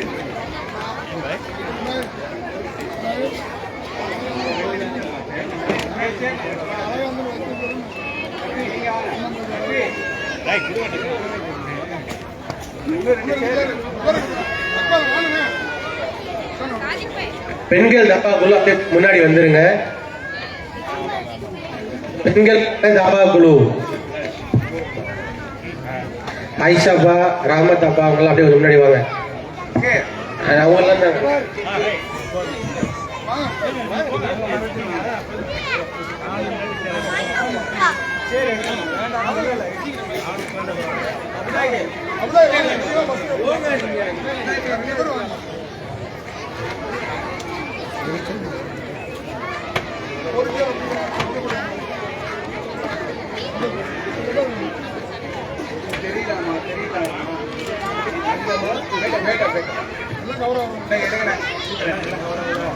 சேர்ந்து வாங்க. கொஞ்சம் முன்னாடி வாங்க, இந்த சைடு வாங்கம்மா, இது வாங்கம்மா, கொஞ்சம் முன்னாடி வாங்க, அப்படியே கொஞ்சம் முன்னாடி வாங்க. நீங்கள் குழந்தை வச்சிருக்கீங்களா? இங்க பாருங்க.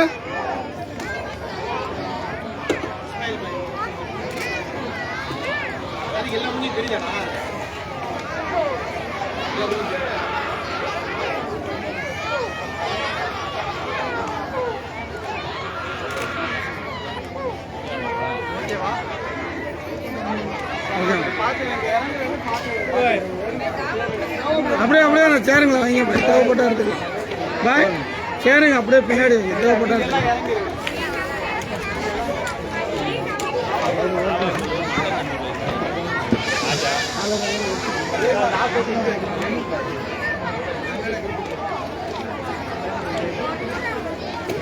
ஆயிஷாப்பா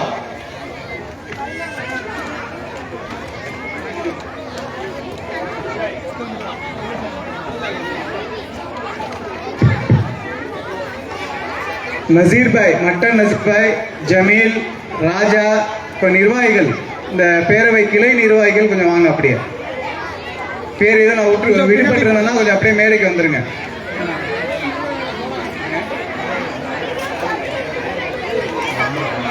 கொஞ்சம் தாவா குழு செல்லா வந்து சீக்கிரம் வாங்கலேன்.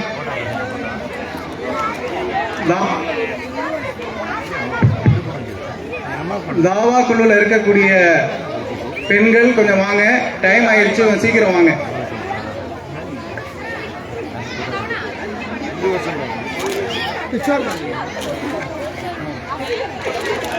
காசிம் பாய் வாங்க. காசிம் பாய், காசிம் பாய் அண்ணாதான் பேர் விட்டு விடுபட்டு இருந்தா வாங்கன்னு சொன்னேன். அசி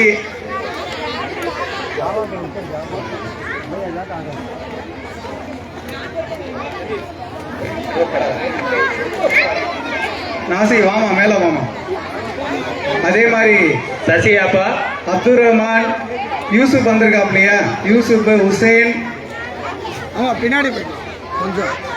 ஹுசேன் இருக்கீங்களா? ஹுசேன் சசியை கவனிங்களா? இந்த போட்டோ எடுத்துட்டு அதுக்கப்புறம் இஸ்மாயில், சசி கொஞ்சம் मुन्नाड़ी होगा रेंडु पेरों भाई तुम्हारे साथ नजीर भाई जर्रा वो शोल्डर के पीछे होना ऐसा करो पीछे लाइन क्या முன்னாடி வாங்க. சர்பு பாய் वहाँ पीछे हो जाना हाँ ऐसा हाँ ओके लाइन क्या சேர்ந்து வாங்க கொஞ்சம் முன்னாடி வாங்க வேற யாரு சர்பு பாய் முன்னாடி வாங்க. டபிள்யூ ரஃபி வரணுமா மேல டபிள்யூ ரஃபி கூப்பிடுங்க. ரஃபி பாய் கொஞ்சம் மேல போங்க, மேல வர சொல்லுங்க.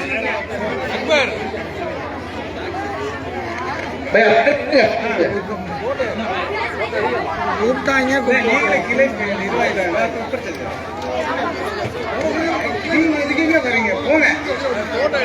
இந்த சைடு வந்துருங்க ஒரு ஆள், இந்த சைடு அக்குபாய். ஷெருப்பு வாங்க, ஷெருப்பு, ராஜா, சாமாய், தாய்க்கு எல்லாம்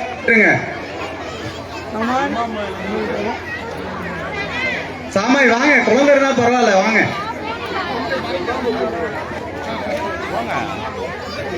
சாமாய்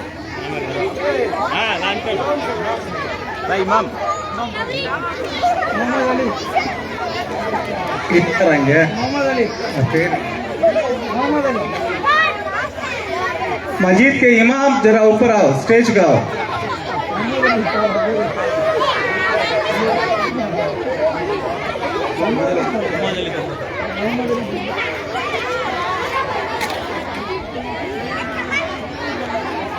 भाई तुम पीछे सामने ஆமா ஆமா, முன்னாடி நில்லுங்க.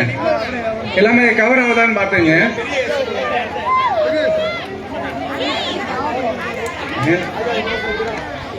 ध्यान देखो भाई, ध्यान देखो. राजा असी யாராச்சும் கீழே கூட உட்காந்துங்க, பிரச்சனை இல்லை. ஓகே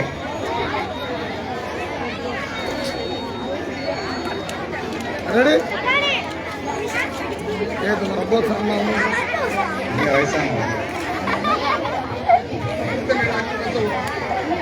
அப்படியே இருங்க. இல்லை இரு அசி கொஞ்சம் முன்னாடி வா, உள்ளார போங்க. ரொம்ப भाई नसीब है तुम इधर आ जाओ, इधर आ जाओ. हाइट क्या है इसका? इधर आ जाओ, सामना. हाँ ऐसा करो, ऐसा होता है. எங்கே போறீங்க தம்பி? முன்னாடி வா.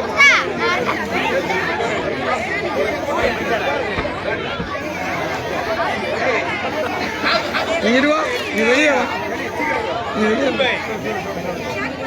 சாமி வா.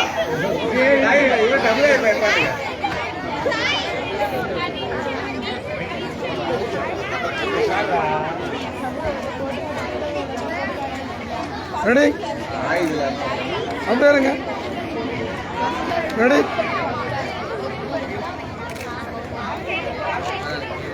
ஓகே.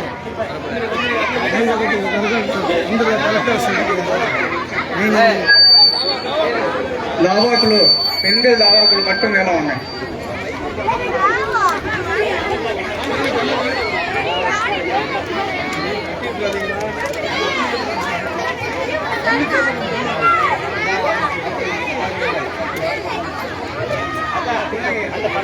கேக்கா ஏன்பா சீக்கிரம்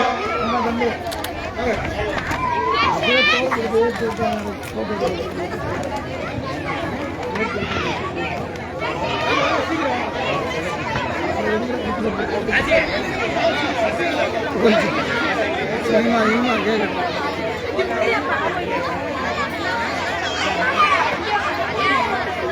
அப்படியே நல்லா ஸ்ப்ரெட் ஆனில்லை.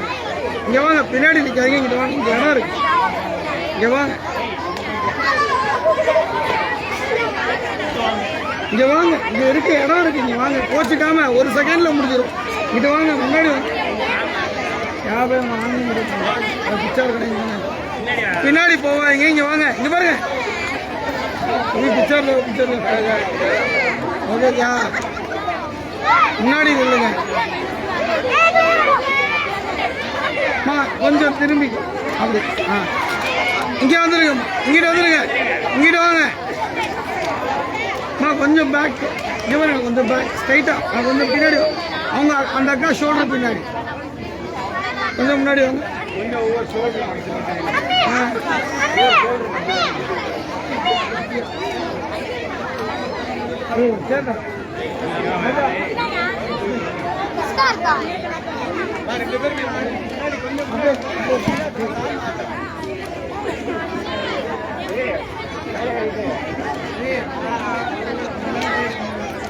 ரெடி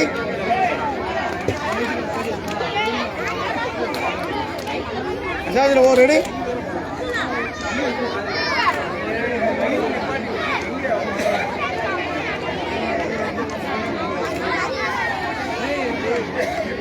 ரெடி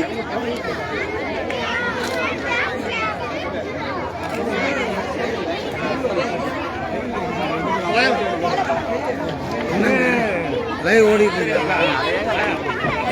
முதல்ல ஓடிட்டு தான் இருக்கு.